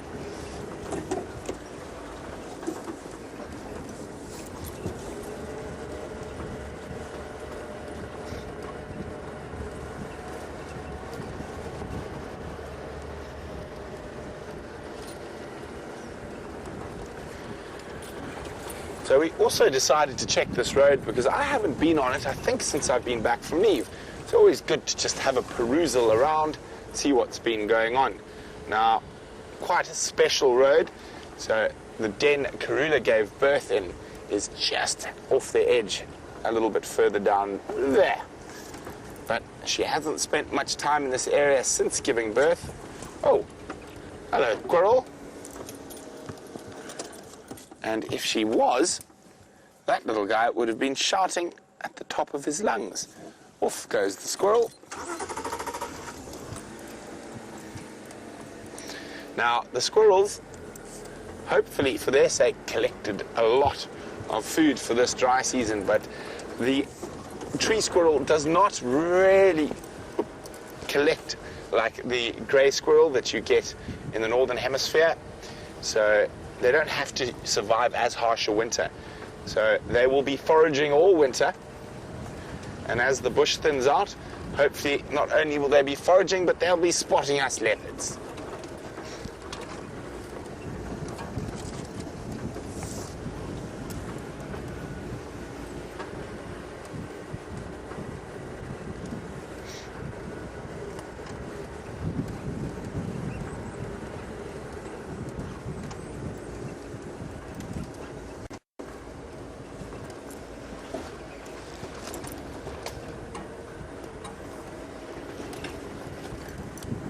Well, someone thinks, are we going to new territory? That's not it. It's even better, Donna.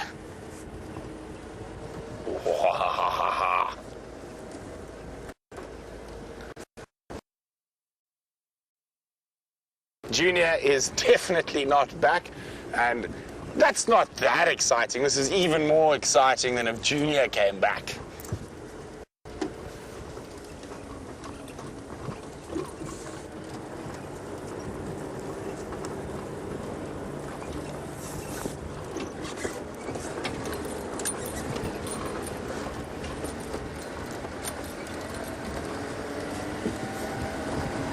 So we're hoping those elephants were moving in this general direction, but they haven't popped out onto the open. They haven't just yet.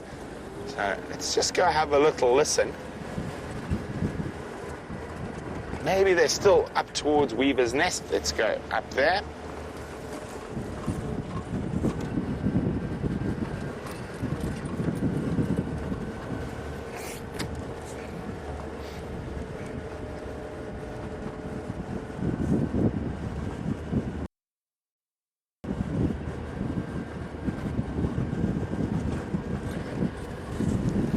So Kitty Kitty Bang Bang is wondering, does the elephant's tusk come through a hole in the upper lip?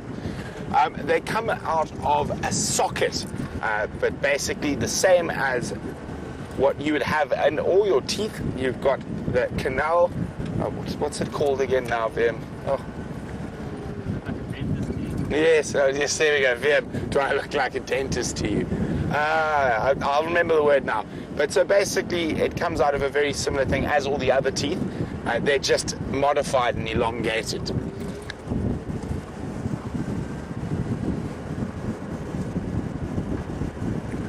Now, speaking of elephants, where have they disappeared to?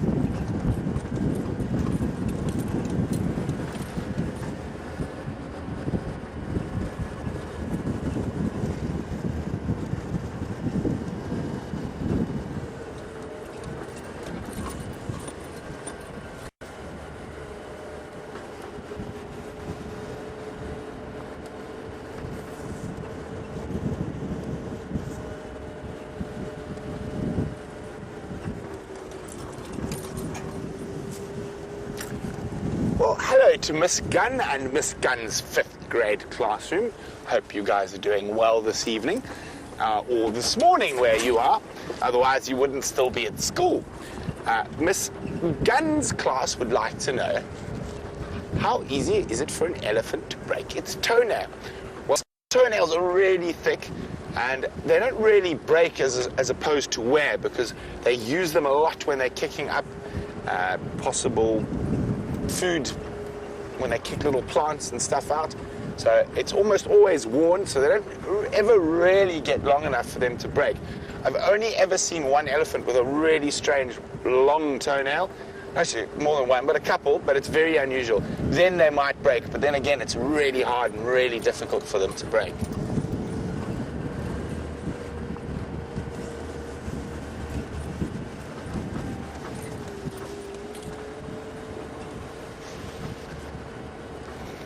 Miss Lobo Bob is wondering, would any of the big cats go after a baby elephant? Most definitely. The only one would really be lions, and outside of that, hyenas. If a baby happened to wander a bit far or get left behind, then yes, they definitely would. Or even if they just straggle around the edge, the big cats are opportunists, and so are hyenas. So, oh, there we go. We caught up with them. They just went the other way. And there's a nice bull at the back. I thought I saw some dust. So this is how I like my afternoon traffic.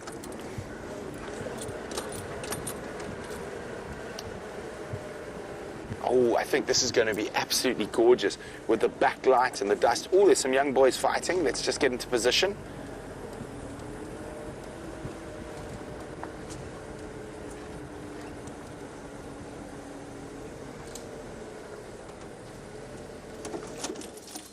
Look at that. See all that dust they're kicking up. Boom! Can you hear the tusks?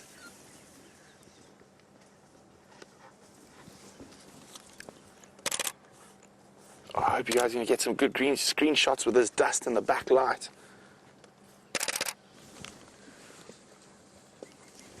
Oh, look at that. Isn't that exquisite?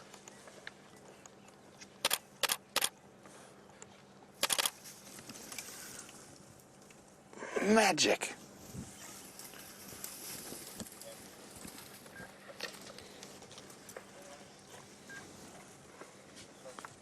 So these are young elephant bulls, around 20. Oh, back in the road.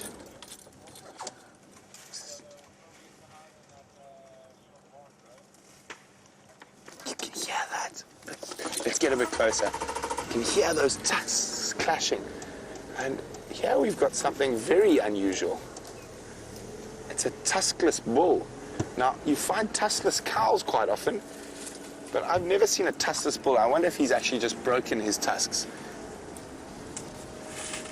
Doesn't look like it. Okay, well, let's catch up with the troublemakers.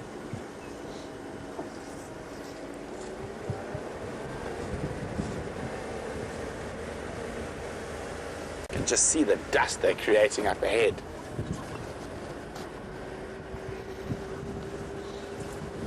So exciting. I really love ellies. They're the troublemakers.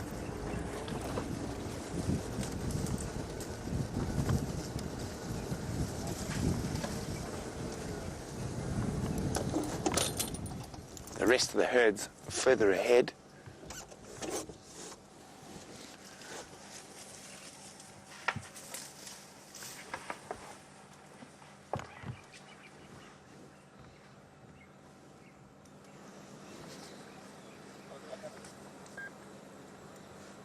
So this isn't too serious, this is more play.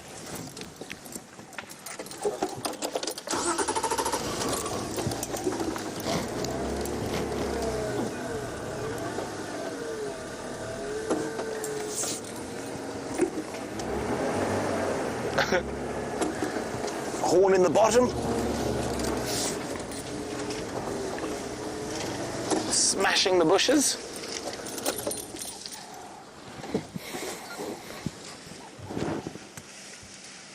Sorry, not a horn, a tusk. And there's the tuskless bull watching on. You can see he's physically quite a lot bigger.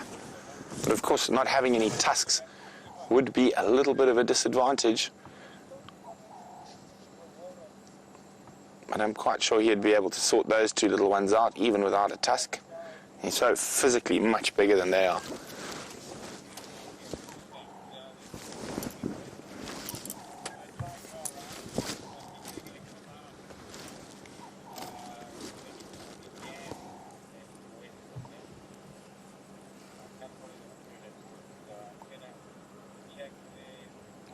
elephants all around us.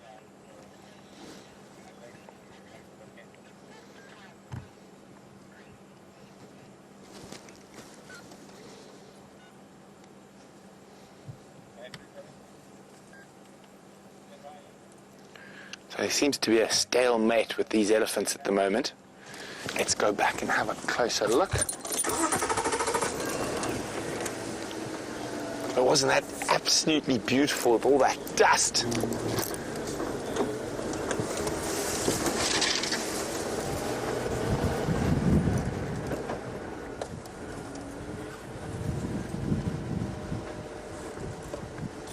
What's going on, lads? All over now? Friends again? No, maybe not. But as you can see, they are just playing at the moment.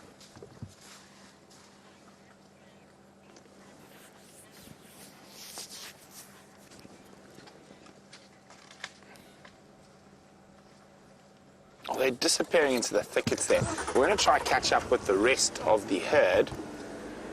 While we do that, James was asking about that tuskless male and wondering, will that make it harder to find females?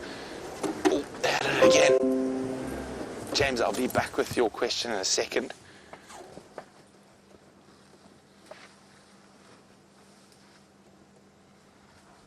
Just listen.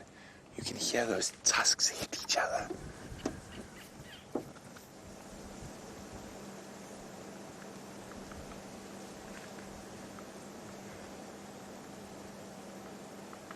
Oh, stalemate again. But every time we think it's over, it sparks up again.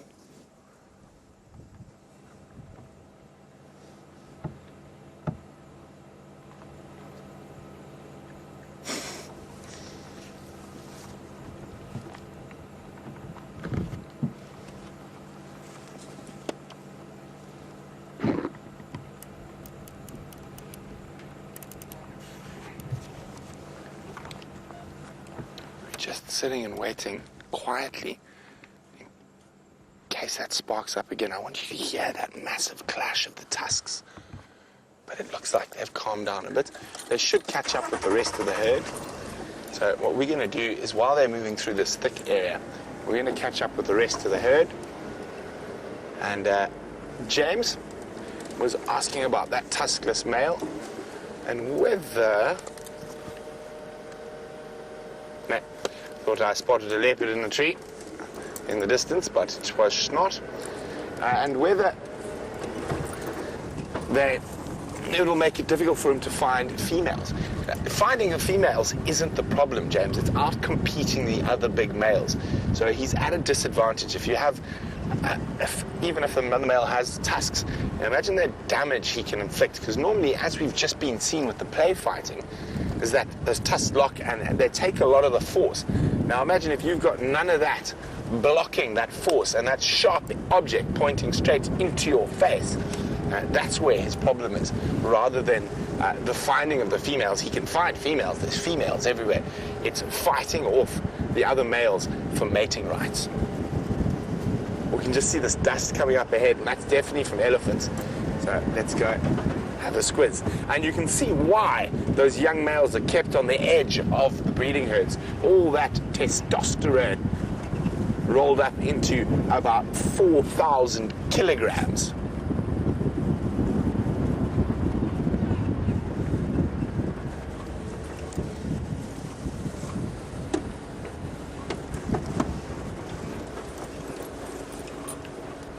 I'm not sure. There's one elephant going through there. The dust seems to be over there.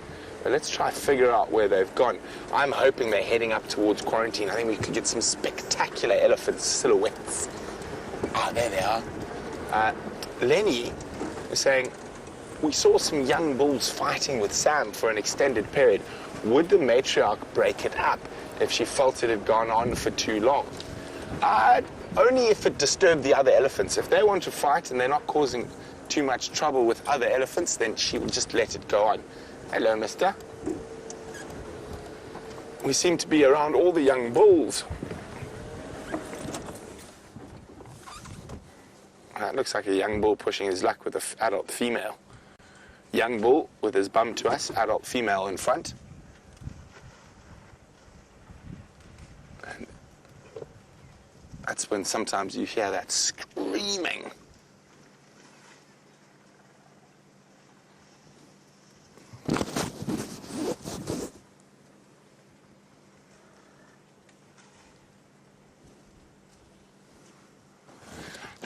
Let's go get a bit closer.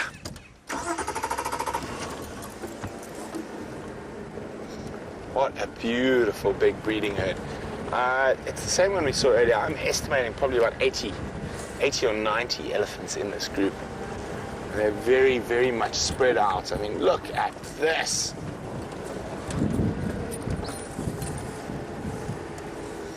Well, Chitra from India is wondering, do they communicate by stomping their feet on the ground?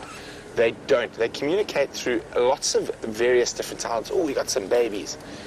Most of them are rumbles that are too deep for us to hear. And then also, obviously, there's trumpets and screams and roars. The elephants have a multitude of vocalizations available to them. But the main communication is a low. And that can be heard for up to about 20 kilometers between the elephants.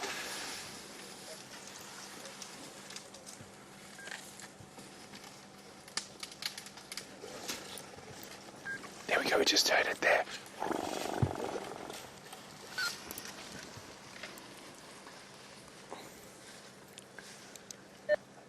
Large Cameroon Love at Philemon's Dip. Slowly mobile north.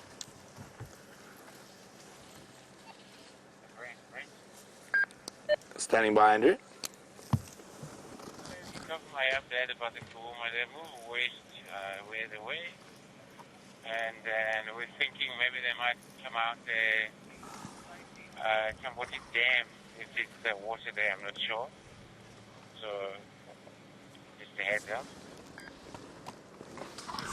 Copy, thanks very much, Andrew. I'll definitely make my way back into that area. Confirm, is there anyone with them at the moment? No one. They were moving through the woods. I have to turn around, and I think that there's a huge block for them to come out there. They must be still continue walking. Sorry, guys. Andrew's just letting me know the lions might be on their way back down towards us. Copy, thank you very much, Andrew. So we're going to leave this magnificent herd of elephants and try catch up with some lions. While we do that, we're with the biggest animal, and Jamie's with the tallest. Wow.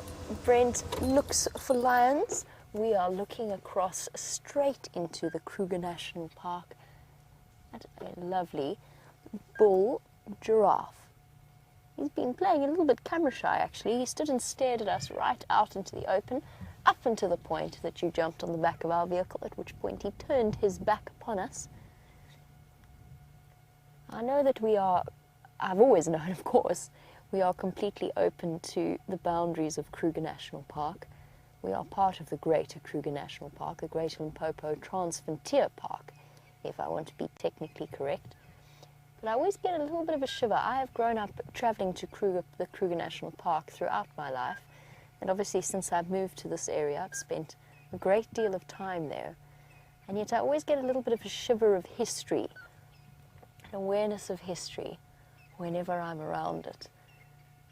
And to be fortunate enough to sit right here and watch the animals as they move between the Great Kruger and into the Sabi Sands is such a treat.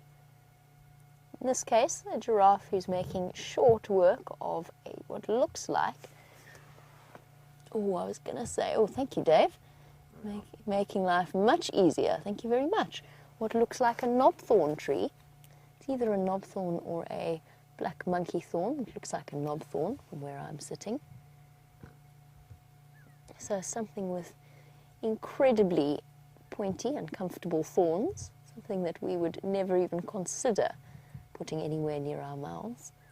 But our very handsome giraffe gentleman, in the light of the setting sun, is clearly enjoying it. The oxpecker has found a really comfortable spot there at perched on the protrusions on the back of a male giraffe's head. We've got a really nice opportunity to have a look at those ossicones, the horns on the top of a giraffe's head. Very clearly a male.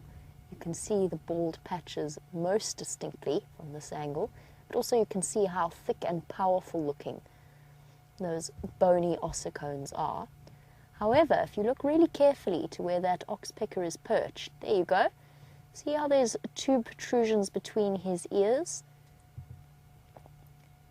And then, if he would be so kind as to turn his head at some point, you'll also see the extension of the skull. Thank you very much, boy. That lump in front of the ossicones. So that together, actually, the sort of the combination of the ossicones and those protrusions around his skull is what makes a male giraffe, or gives the male giraffe, a formidable weapon when they tackle other males in the process that is known as necking, so swinging it round and hitting them with their heads. So it's not just the ossicones. If they miss with the impact for the ossicones, or if they're looking to increase the damage that they do, having those lumps at the back of the neck here, as well as the protrusion on sort of essentially the forehead area of a male giraffe, will also add to the impact that will have. I've just had an update from Shanae. Many of you will be familiar with Shanae. She works at Nkoro, and she tells me that, actually we've still got a nice view of him. Sorry, before I go rushing off.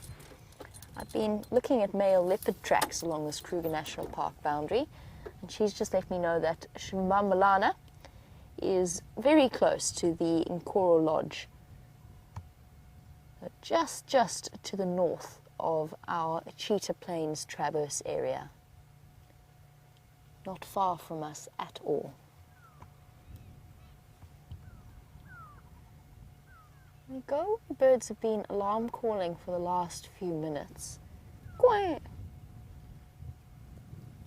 Not as frantically, however, as they might for a leopard, so I'm not going to go rushing off just yet. This is very close to where I last saw Nkanyeni.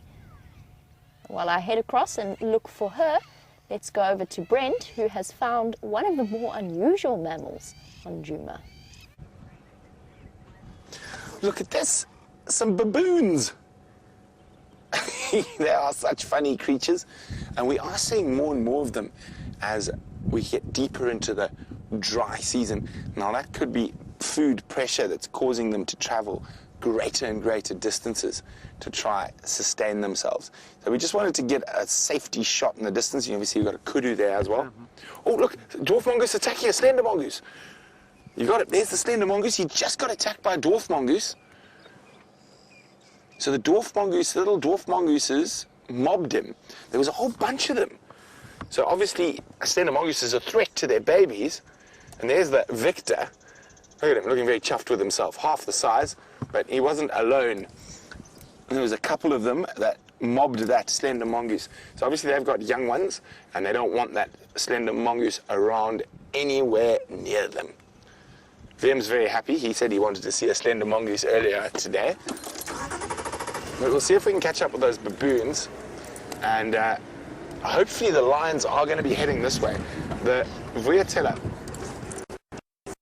pad on the water, the Galago pad, so there's a very good chance that those lions are going to come down here, if not during drive, after drive, so keep an eye on the Djuma dam cam.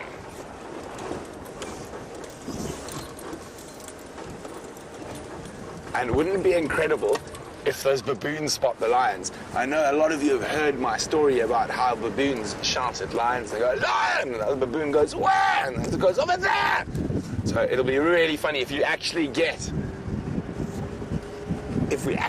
to witness them shouting at the lion. I would be very excited.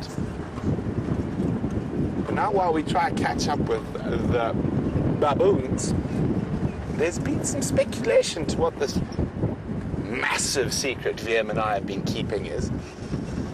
And Gracie, who's 8 years old and one of our favorite regular viewers, as well as lots of other people, speculate, could it be babies?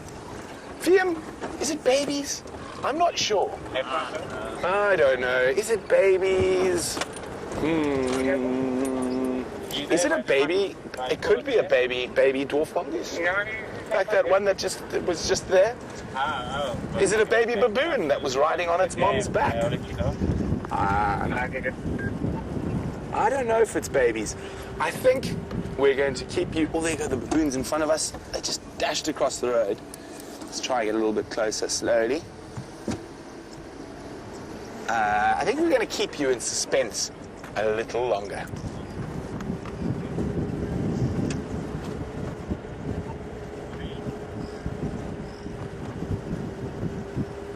Well, we really have had a full bag of different species today.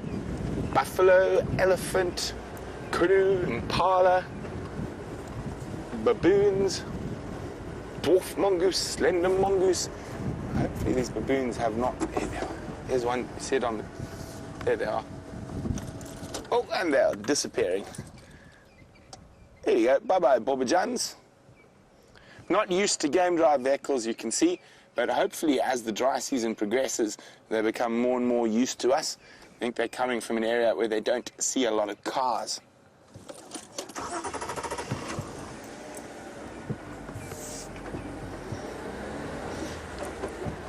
The big secret is actually, Wium's got a new hat. No, it's not. We're just still playing with you. But Wium does have a new hat as well. No, the other one, the blue one. Oh, the blue one. You do have a new hat.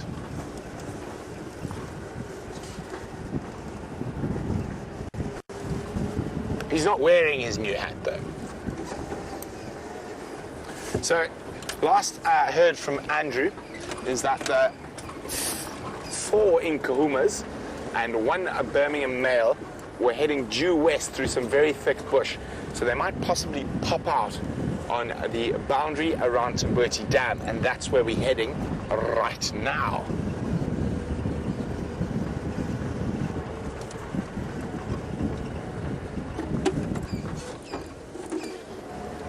Did you see that, Wium? There's some francolin fighting. Look at that. Crested francolins. Now, this is right at the end of their mating season. They still have, some of them, I've seen a few babies around. Oh, off they went. There's 2 males there. Now, they've got an incredibly sharp spur on their feet that they use to attack each other, very much like a chicken when they're competing for dominance.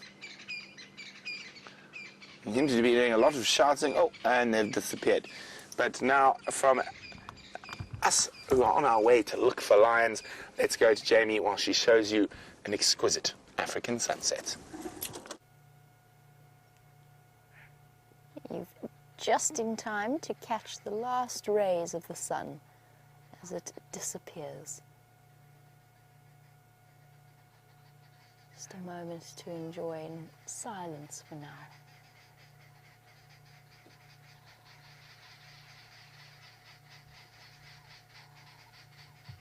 Africa treating us to another spectacular sunset. I can't say that I've ever experienced an awful one out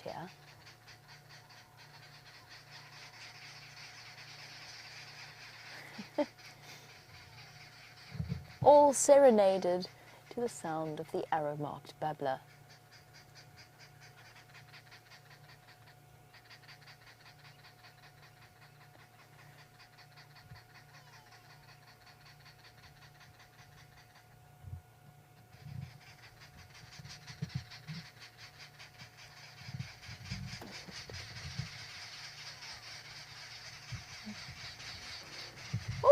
So noisy. Doing their dusk chorus as the sun starts to go down, making plenty of noise before they head across to bed.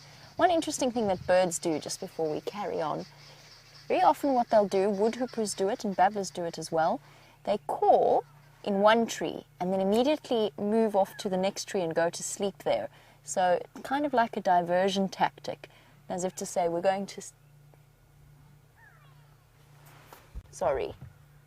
mid-sentence stop there. It's just because I'm now listening to alarm calls from wildebeest, plus grey go-away birds are also calling.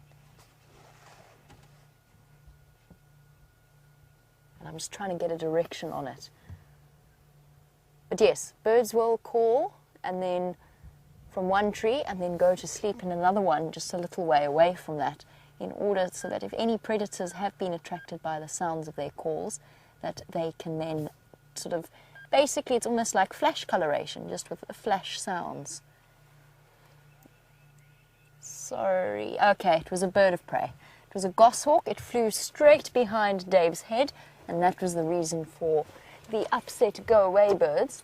The wildebeest, I think, is just announcing his territory. It sounds like a male. There's no snort to the prelude to the sound that he was making. I don't think we need to go rushing off to follow up on those alarm calls. And that goshawk's been pushed away by the go-away birds and the rollers towards Kruger. And that would explain the babblers as well. That's why they were chirruping away. We're at a part of Cheetah Plains known as Buffalo Dam or Buffalo Pan. Can't remember if it's called Pan or Dam. Definitely quite a lovely spot, and apparently one of Nkanyeni's favorite places to be. It's been a while since I've had a chance to explore this particular part of Cheetah Plains, so I'm just really enjoying the opportunity and the silence and the peace of the evening.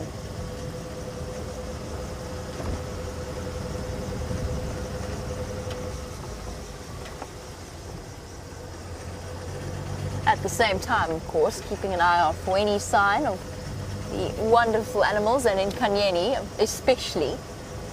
I'm so excited to have a chance to see her and her two cubs.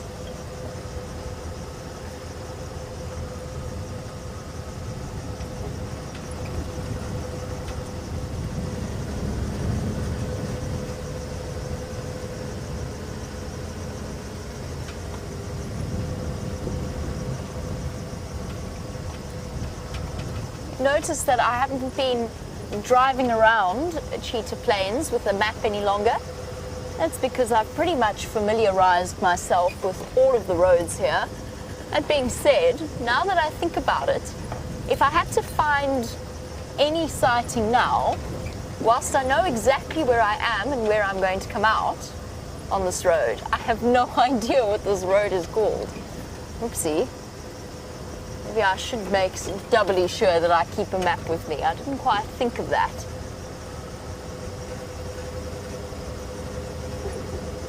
It'll end up having to describe where we are rather than to give the exact road name.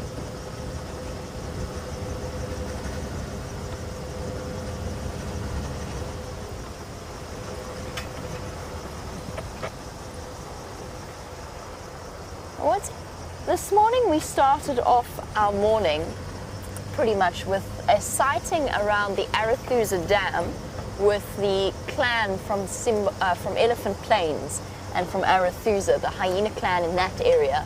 Individuals we might have seen on and off throughout our drives, but the first time since I've started working here that I've had them all together as a group, as a clan. I've heard many stories about the great hyena clans of Elephant Plains, but I've yet to see them up until this morning, and apparently number close to 30 individuals, if not more. And the reason I'm mentioning this is because there's very little hyena activity on Cheetah Plains. I've just seen some tracks crossing through into Kruger, but beyond that, you know how we always drive around Djuma and we're forever pulling over to the side and then going, oh no, it's a hyena track, it's not a leopard or a lion. That's something that doesn't occur all that much on Cheetah Plains. We hardly even see their tracks. I've seen no latrines, and I'm very curious as to what the reason behind that is. It might just be coincidence,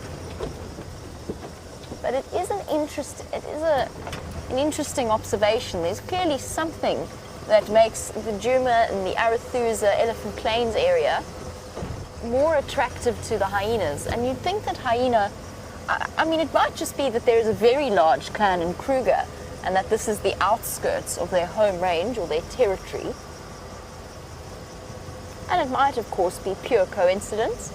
There's been lots of lion activity around here. So it's not as though they wouldn't have plenty to scavenge. Oh, how wonderful. Oh, this is going to be the perfect way to enjoy the last bit of life. The reason I'm saying that is there's a whole herd of elephants ahead of me, just beyond where you can see, on the open area around the dam. Let's go through and have a look at them before they start to wander back to Kruger. Yes, I mean, it's open to conjecture. You're welcome to put forward your reasons for why you think it is we don't see as many hyena. They've got to be around. Maybe this is just the outskirts of our clan's territory, the Djuma clan's territory. James has said before that he thinks that they wander all the way to the east here. That's entirely possible.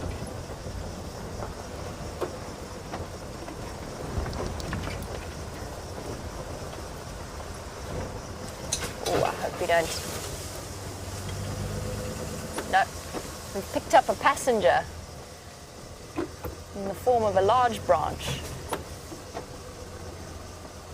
There we go. It's making a lot of noise. Oh, there's a huge bull that we're going to see with the rest of the herd. He's actually upsetting the herd a little bit, pushing his luck with the rest of them and some of the younger females.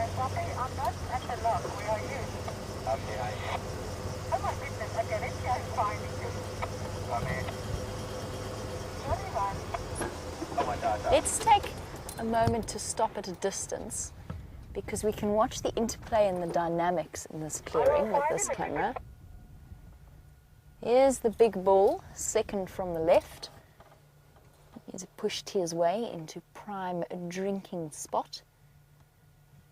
And one young bull is splashing about off to his left. And you really get an idea of size difference and about a decade of growth will make. The bull on the left is young. He's young enough still to be with the herd. And the bull on the right is, oh, look at that.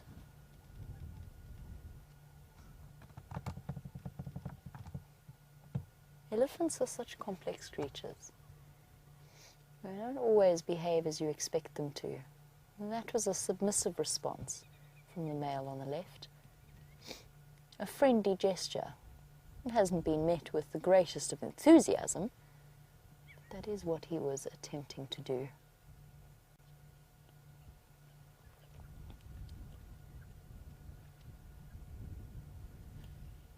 The rest of the herd making sure to give him plenty of space. I think he could well be the bull that we saw earlier when we first approached this dam at the start of the afternoon. You can see the differences in the level of confidence. A bull quite content to move off on his own and drink. The females protectively bunching together with the rest of the calves and the youngsters.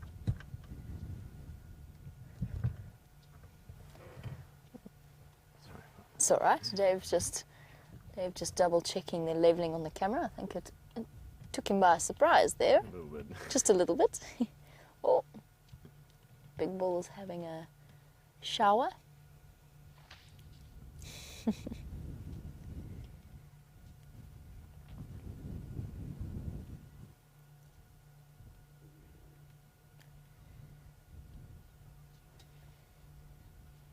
there is an incredible serenity to a sighting like this. And Dave, if we can look at the elephant on the far right,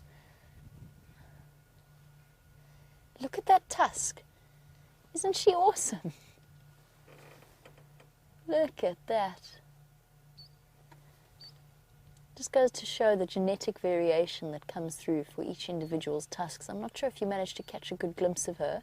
She's got a really, really long, straight left tusk, and then a really short, pointy right one. And Chris Rogue has just said, oh, how awesome is this? I agree completely. And I actually really enjoy sightings like this where you can watch them from afar.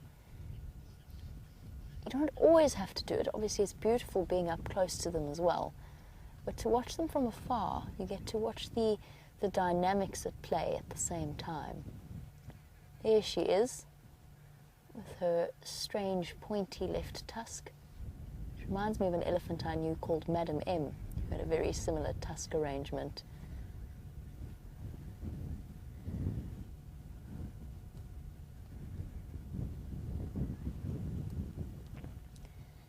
Alison, welcome to our sunset safari. I hope you are enjoying this sighting as much as we are.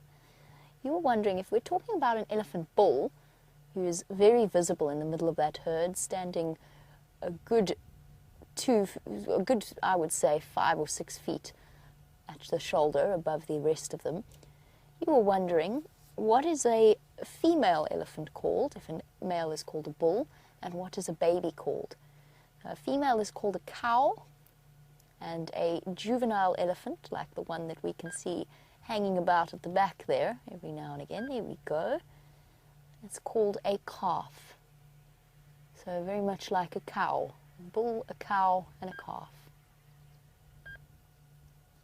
And the same applies to hippo, to rhino, buffalo, and most of the larger antelope species. That's the correct terminology for them.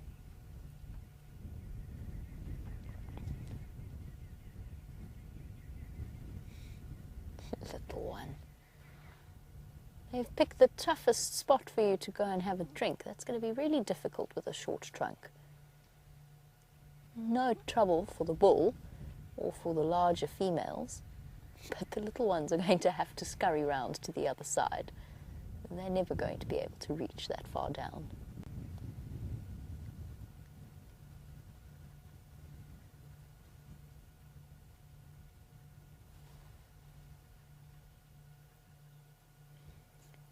We're about, I would say, close to about 150 feet away. I can barely hear a thing. We've got several 100 tons of animal wandering about here. No, it's not. That's an exaggeration. We've got close to 50 tons of animal moving around. And not a sound is made, just the gentle splashing of the water. There we go. Found a slightly easier spot to drink from. And that individual pushing away some of the yuckier water, the sandier, muddier, more murky water, to get to the fresh stuff at the back. Elephants, as I mentioned at the start of our sunset safari, actually quite fussy drinkers if they can be.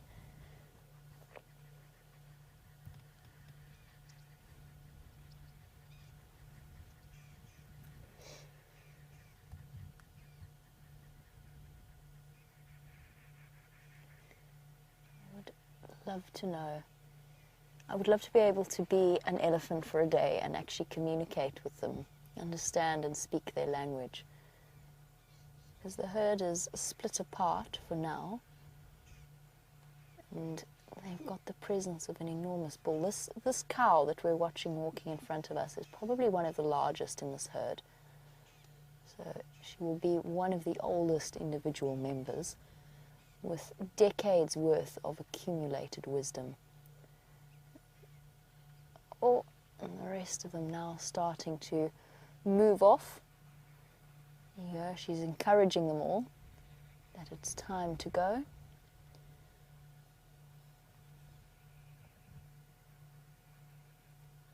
Bull not quite finished with his drink. And the younger male trying to imitate him, standing right next to him to drink, but not quite having the length to comfortably do that. And it's managed though, it was managed.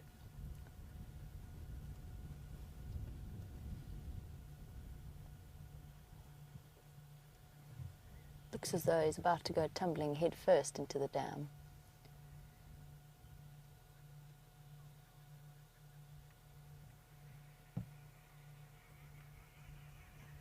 While the male finishes off his drinks, Always drink stop.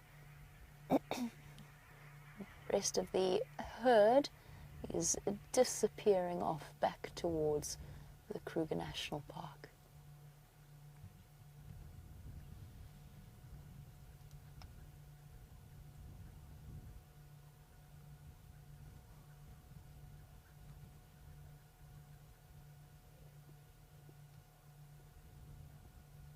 Very peaceful sighting. Okay. Bye-bye, elephants. Thank you for that. I really enjoyed it.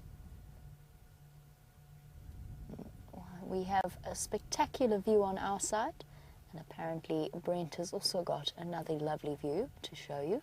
So let's head on to the back of Wendy.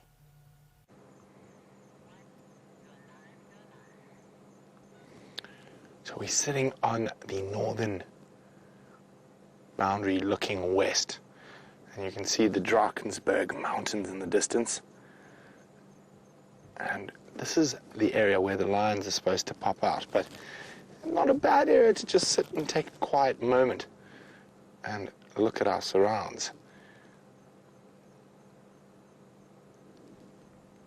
I can hear some elephants off to the north of us. No sign of the lions just yet. So I think we're going to just meander on down the boundary up to the crest we can see over there, and then we'll turn around and come back, and hopefully by then the lions might have crossed. Now, of course, lions being lions will quite often walk for 20 minutes, sleep for 20 minutes, walk for 20 minutes, sleep for 20 minutes. So they might be having a snooze, but I am hoping they do cross. And I definitely think the closest water to here is the Djuma Dam Camp. So hopefully, if they don't make an appearance on the Sunset Safari, they shall on the Djuma Dam Camp. So I think now, do you think it's time to let go of the secret yet, Wium? Let's see how evil Wium's feeling.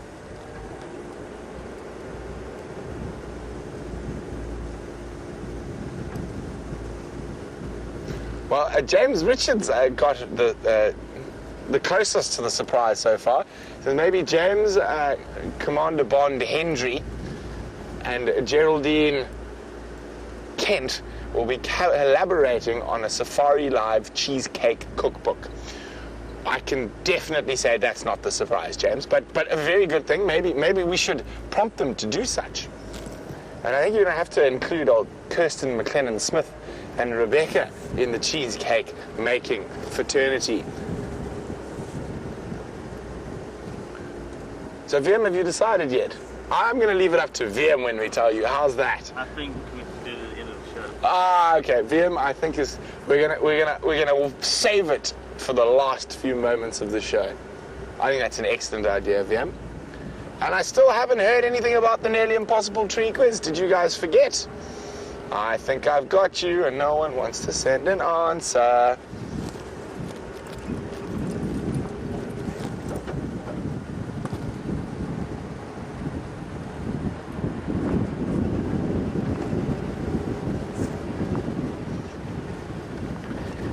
Well, Jen B says if we keep being mean, that you guys are going to be forced to start rumors that Wium and I are running off into the sunset together.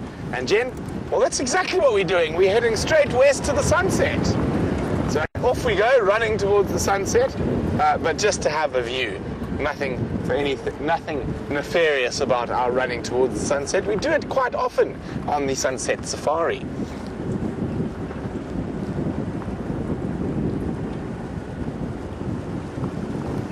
We are really hoping that those lions, just make sure they haven't decided to sneak out behind us.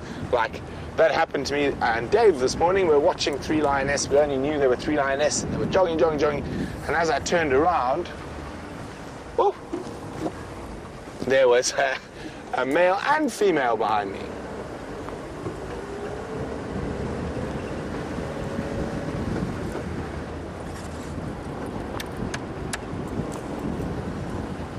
I do love this time of the day, though. It is spectacular.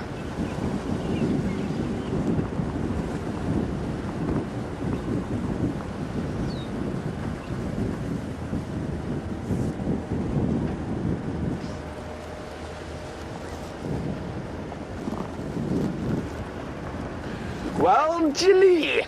Well done, Jilly from York, who got the nearly impossible tree quiz half right. She says, is it a bush willow? It is, but which bush willow was the nearly impossible tree quiz today? I'll give you guys a little time to stew over that. Which bush willow was the nearly impossible tree quiz today? It was a very tough one because it had been munched on by a whole bunch of caterpillars. But it indeed was a bush willow. So half points.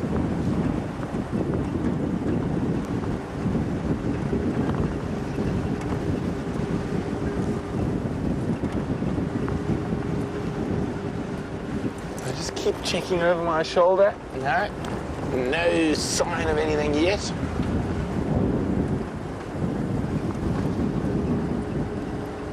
Might as well, while we're up here, go have a quick squiz at Sydney's waterhole. See if there's anything happening about there.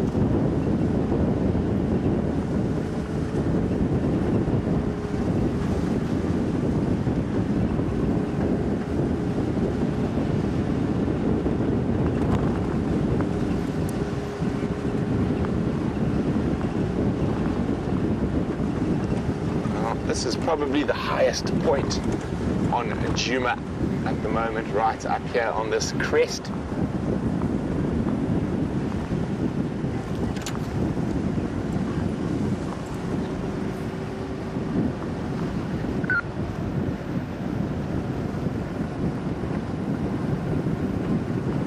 Just listening to the Game Drive radio.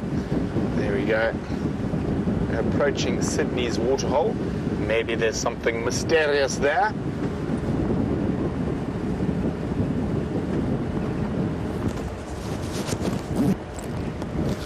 Getting a bit nippy.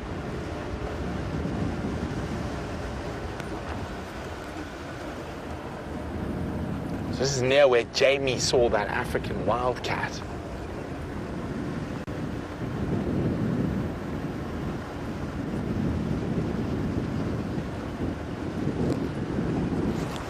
Wanderlust is wondering what sort of education do the guides have. Well, when it comes, there's a lot of very basic ranger training courses that'll give you a sort of very basic understanding of the bush and whatnot.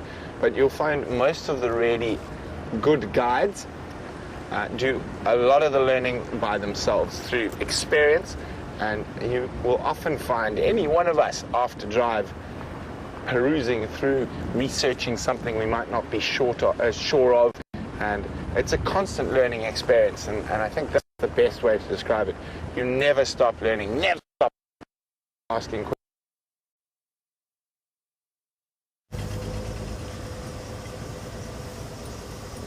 And while Brent checks out Sydney's dam, we're heading out to explore the mysteries of cheetah plains in the evenings.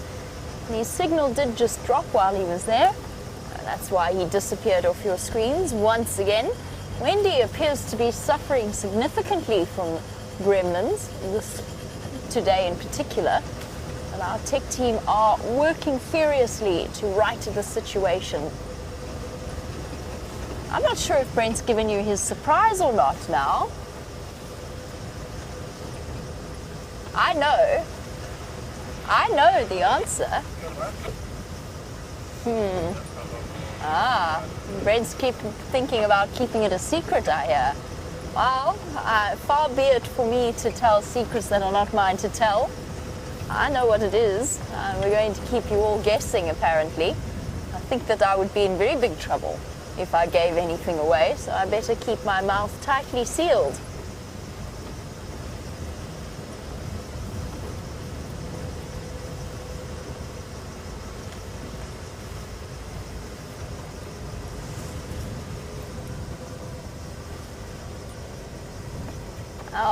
Apparently, Wanderlak, Brent was in the middle of answering your question before he disappeared off your screens, but you wanted to know about what sort of education a guide needs in order to do this kind of job. And it's an interesting question. It's one that we get asked relatively frequently. And you'll find that for all of us, we all have exceptionally different backgrounds. Brent, of course, having pretty much grown up in this lifestyle. He's had the most phenomenal background in terms of being in the African bush and traveling throughout different parts of Africa. Having a degree in some kind of natural sciences is nice, but not a requirement in any way. I myself do not have one. Obviously, I did science and biology and so on for school, but I went on to do a law degree. As you can see, my legal career has been sterling so far. That being said, there are lots of training courses you can do. There is no lodge or anything in the world that will send you out inexperienced into the bush. So it usually takes a good few months before you start taking your first game drive. Sorry, we have to stop for this, it's just too beautiful. Just making sure all my lights are off. Is there a more beautiful silhouette, or a more striking silhouette than that of a giraffe, highlighted against the sky?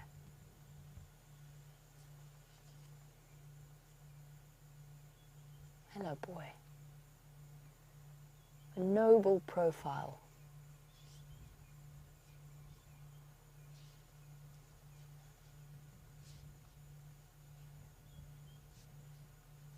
In Bushman mythology, they don't have the constellations that Western culture have followed, that comes from Greek myths and Roman myths, stories of Orion and Scorpius. Instead, their constellations are of African animals. And one of them, a sort of a series of stars that lines the horizon to the south. I'm not sure what constellation that is in Western terms, but to the Bushmen of the African areas, that's a journey of giraffe walking across the sky. And when we have scenes like this, even as he does make life difficult by disappearing behind the trees, you can understand just why something like that captured their imagination to the point that they named the constellations and the stars that they were seeing after it. It really is a stunning scene. Right, we just had to stop for that quickly, but we were trying to get my hair under control. It's a bit tricky, but we shall try. We were talking about education and where we get our knowledge from.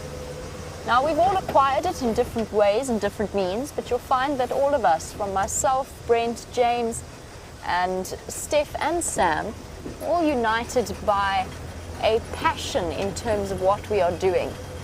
For us, it's not like learning, it's not like doing homework. We're so fortunate that because everything that we see is magical and interesting, whether it's the smallest insect to the largest animal, the time that we spend out here, we get to just learn more and more when we are out here.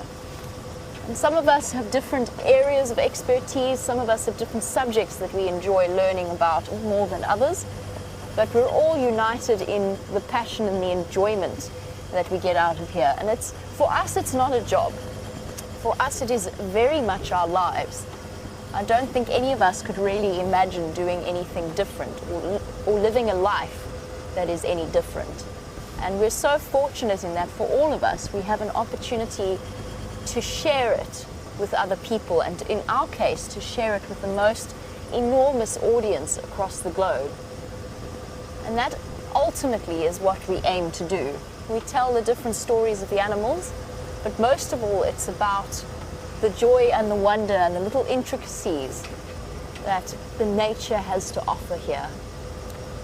And there's no better place in the world, in my opinion, to work, and I'm sure the same can be said for the cameramen, just in their particular fields. There's a reason why I think we have some of the best cameramen on the planet. First of all, it's wildlife, it's filming animals, and it's filming animals live without editing, and a lot of them have feathers and wings and tend to fly away, and the others run very fast. There's all kinds of intricacies to it, and they have to sit on the back of a bumping, moving vehicle all the time and somehow manage not to make the audience motion sick.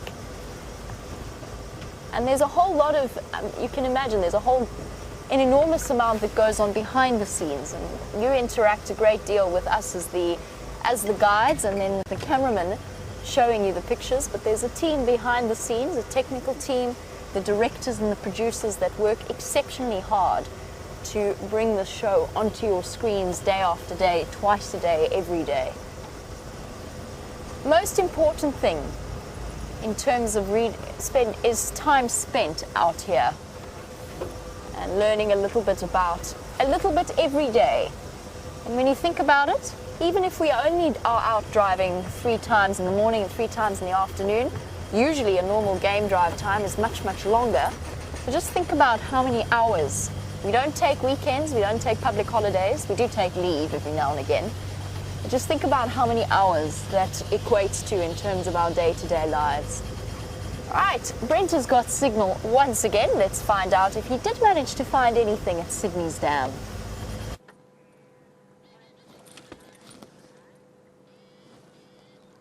So there we go, Wium showing you we're not the only ones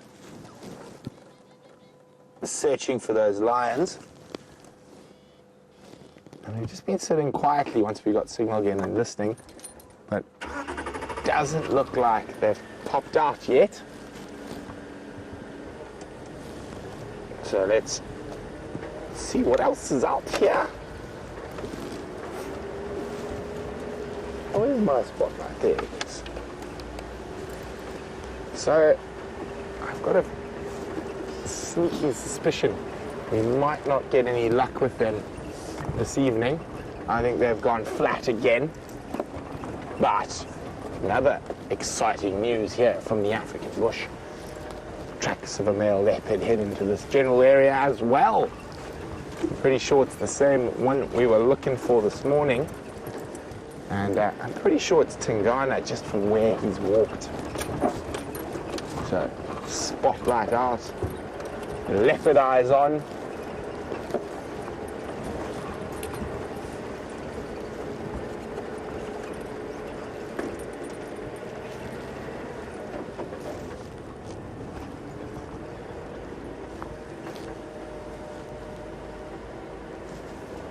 Of course, got to find lots of other little interesting nocturnal creatures.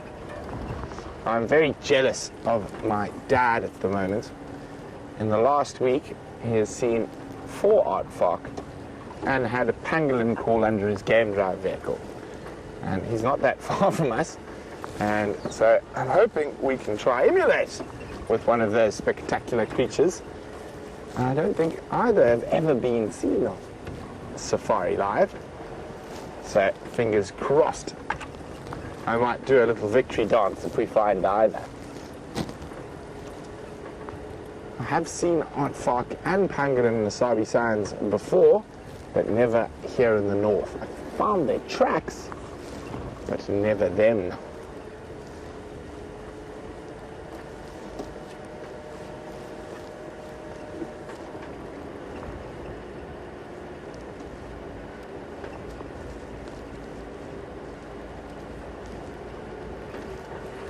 Where are you? So pangolin, probably the best place to look on Djuma is either around Twin Dams itself or on Inyala Road north and south. There's a very particular reason for this. In the Sabi Sands, 98% of a pangolin's diet is one species of ant called a pugnacious ant. They are vile little ants. And when you walk near them, they attack your feet. Hence the name pugnacious. But to a pangolin, they are a delicacy.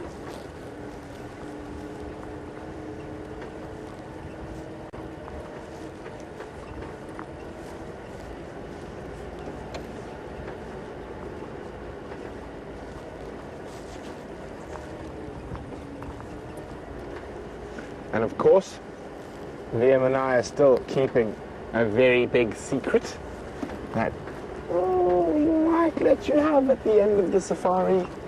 we'll see. Wium thinks we should do it in the last little bit of the safari. I don't know, do you think we could pull it off, work it till tomorrow morning, Wium? Nah, I don't want to do it. No. Wium says it'd be unfair to keep you in suspense till the sunrise safari. And Aaron thinks maybe the Nkahuma ladies are going to take over from the Final Control ladies. Well, that would be an interesting show to the Nkahuma ladies directing the drive. Chase the buffalo towards a Final Control. Chase the buffalo to Final Control.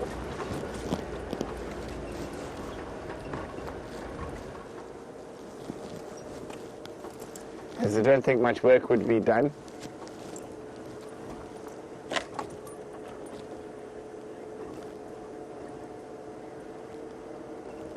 We've got some very interesting answers coming in at the moment. Sarah Wood says that Steph has found a wormhole or time warp and is going to come out of it on Bushwalk with all the answers to the questions of the universe.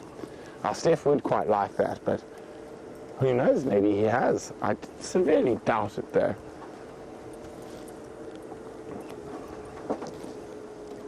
Oh, push, baby. Oh. And our little guy, oh, he's probably going to leap. Is he going to leap across in front of us? Look at him. Hello, little mister. You got him there? There he is. Hello, little bush bit. Oh, big jump, big jump, big jump, big jump, gone. Oh, he was very quick.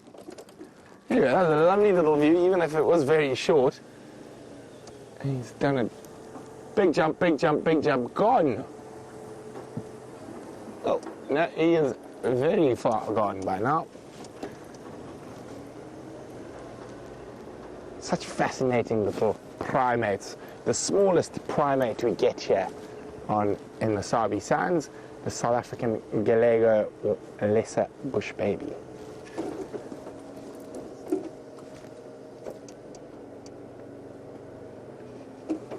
Now, what is that through there? That warrants a bit more investigation. No, it doesn't. I apologize. It was a baby Inyala, or sub-adult Inyala, so about the right size for a leopard, but it was not, and then suddenly saw the others around it.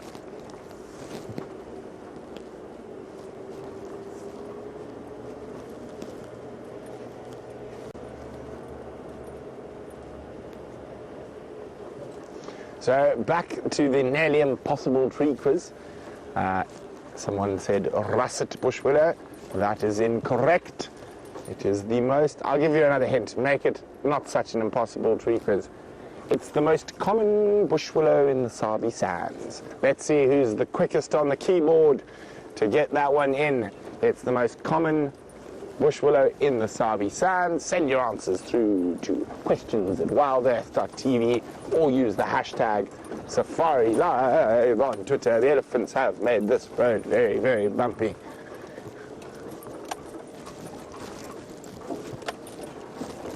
Like a rag doll here.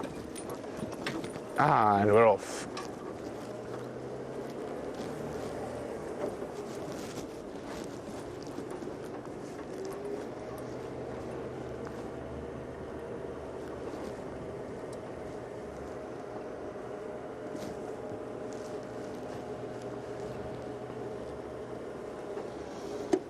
Where are the cats today?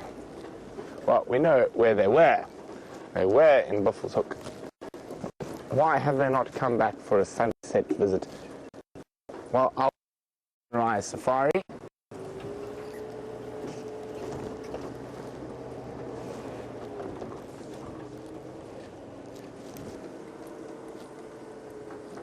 Or make a cameo appearance towards the end of this safari.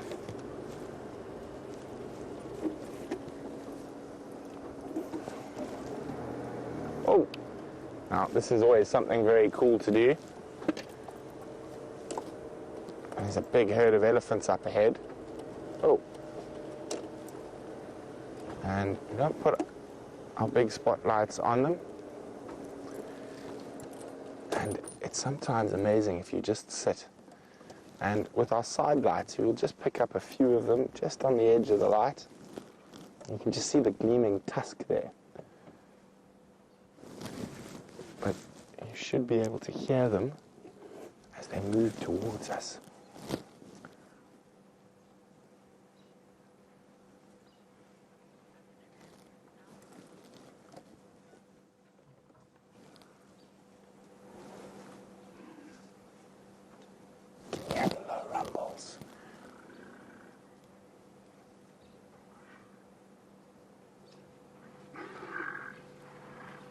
Now that was an elephant fart, we just heard that.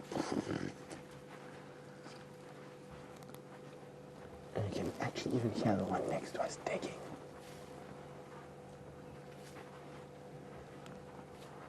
So after dark, a lot of sounds are much louder.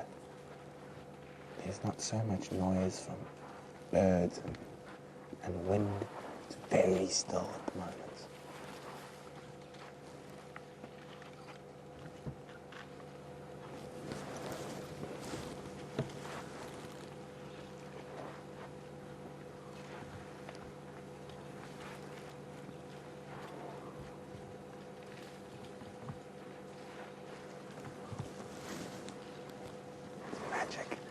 This is one of my favorite things about living in the bush. Almost every night, since it's got dry, we hear elephants all around our house. We hear lions roaring, hyenas calling. And there we go. There's the lodge. And there's, look like, are there more elephants in the Djuma pad? There are, I think. Or they're buffalo. I can't really see. Elephants. And I think this herd we're sitting with at the moment is also on its way there. Just going to move forward a little bit.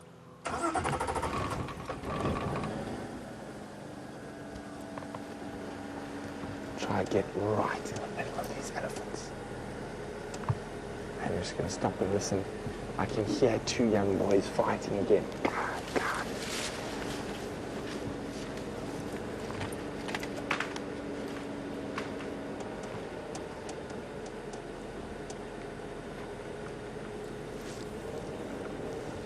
Got to be really careful and considerate when you drive through an elephant herd at night. Keep slow, steady, still. There we go, you can see them popping up here. And they are heading straight towards. And you can see that it's a bit grainy. Wium's pumped the ISO on the camera.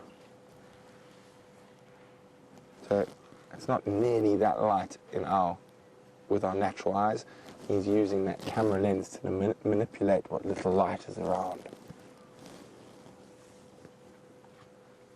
And you can actually even see quite clearly the suckle marks on her cheek there, how moist it is. So she's obviously been suckling recently. Oh, what's she got in her mouth? Looks like a big root. That must have been what she was digging up next to the road. Oh, I would really love to know what tuber that is, but I think it's going to be a little bit difficult to identify. Oh, maybe she'll leave it there and I can come have a look in the morning. Oh, Fem, we're being attacked on the left.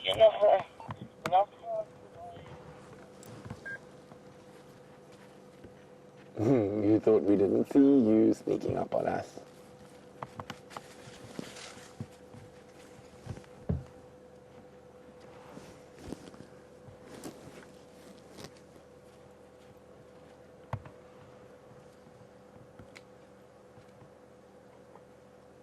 And is that the baby who was suckling? It could very well be.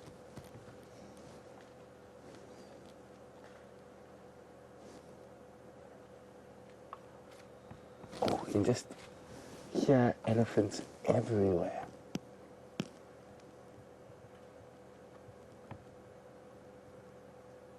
You can see all the little nocturnal insects buzzing around. These are little midges.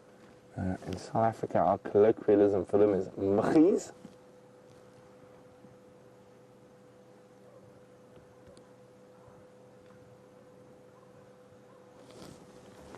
Okay, I'm going to try and sneak a bit further forward through the herd now.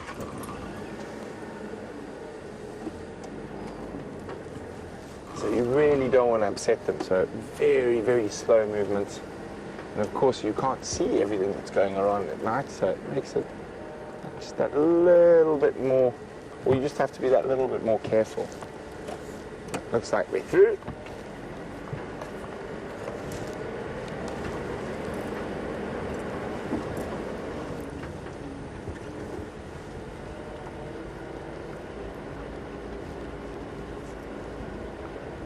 Now all these eddies around the waterhole might put off the lion and leopard from coming for a drink just yet. They might wait till a little bit later when all the elephants move off.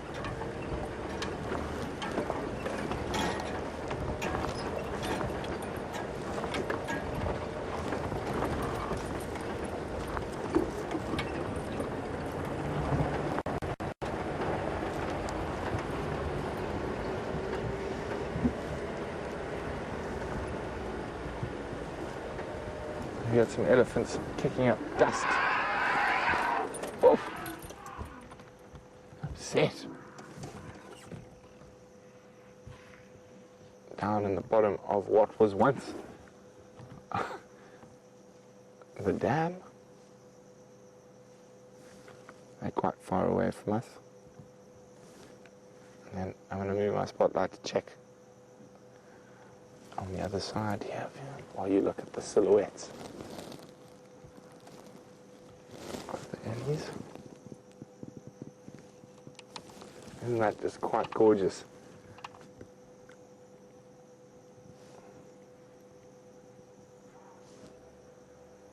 I can see a bigger moth flattered through the screen there.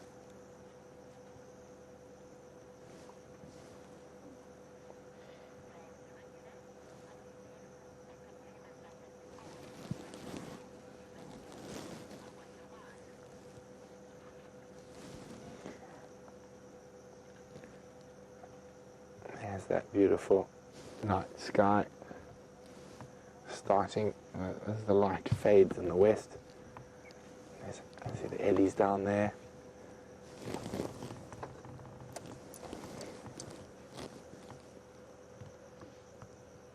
James Richard said, seen elephants pick up tubers like that before, but they rarely eat them. Well, I think it just depends, and I think with this dry season and the lack of food around, they might start eating stuff we're not so used to seeing them eating. And I have seen them eat lots of tubers before in northern Botswana. But of course, that's a far drier climate than here. I'm going to try and see if we can get to the little pan there.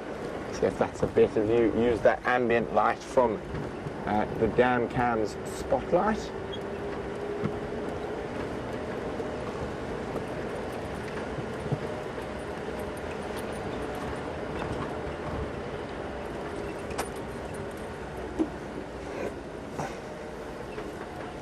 So, hi Janet, welcome on SafariLIVE. Janet's wondering if an elephant calf baby walked up to our vehicle and was very curious, would we be able to interact and play with it? I mean, we get close enough that sometimes you could possibly touch them. They're a very bad idea. You'd be teaching that elephant very bad habits later in life. And once that, you must remember, a baby elephant, even if it's a female, turns into 3.5 tons later. And what might be a little bit of fun when it's small turns into a potentially incredibly dangerous situation when it's old. So we don't. If the elephant comes too close, we often...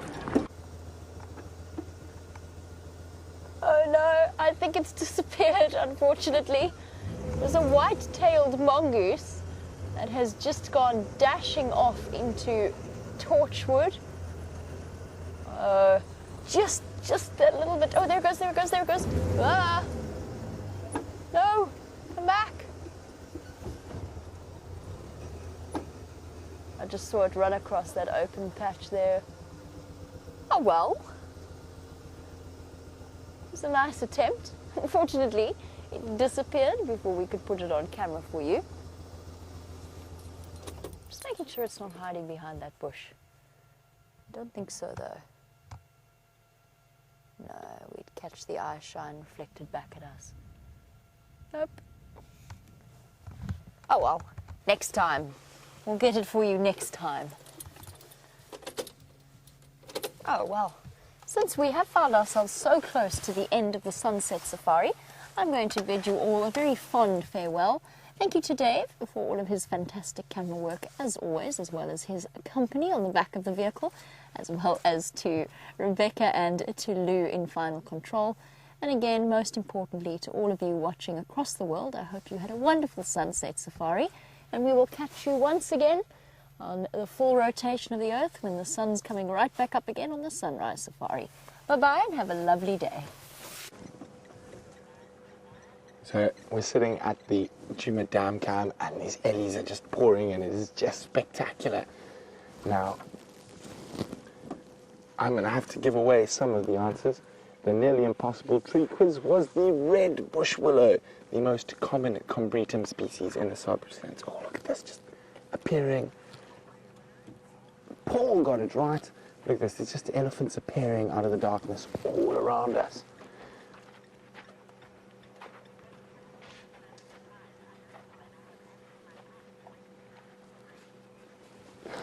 Gracie, who's 8 years old, says, "Brent, please can we know the surprise? I'm little and I've got ants in my pants waiting to know."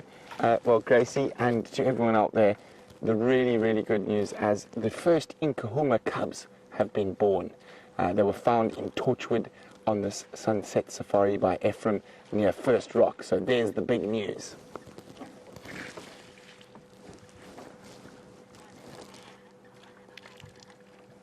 And it is very exciting to have some lion cubs. So one lioness has given birth. That one we saw this morning, I think, will give birth in about another 3 to 4 weeks. So we should have lots of cubs around. The Styx cubs have got 8. Can the Nkahumas get more? But let's just look at these ellies around us at the moment. Isn't this spectacular? Ooh, argument down there. Hello, big lady. Off she goes. There, that was her who made that noise. So many different communications an elephant can make. This is just really special. Really, really beautiful. So, for the last little bit of drive, let's just watch these elephants and don't forget to join us bright and early for the sunrise safari tomorrow. But from all of us here, good night and enjoy the elephants from our camera, and as soon as it's done, from the Djuma Dam Cam. Oh, another one appearing out of the darkness.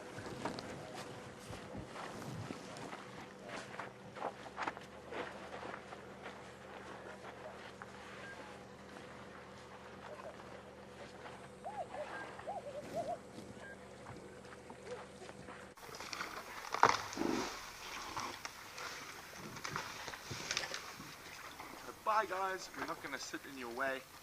We're going to move so you can see the elephants without us. See you all tomorrow on the sunrise.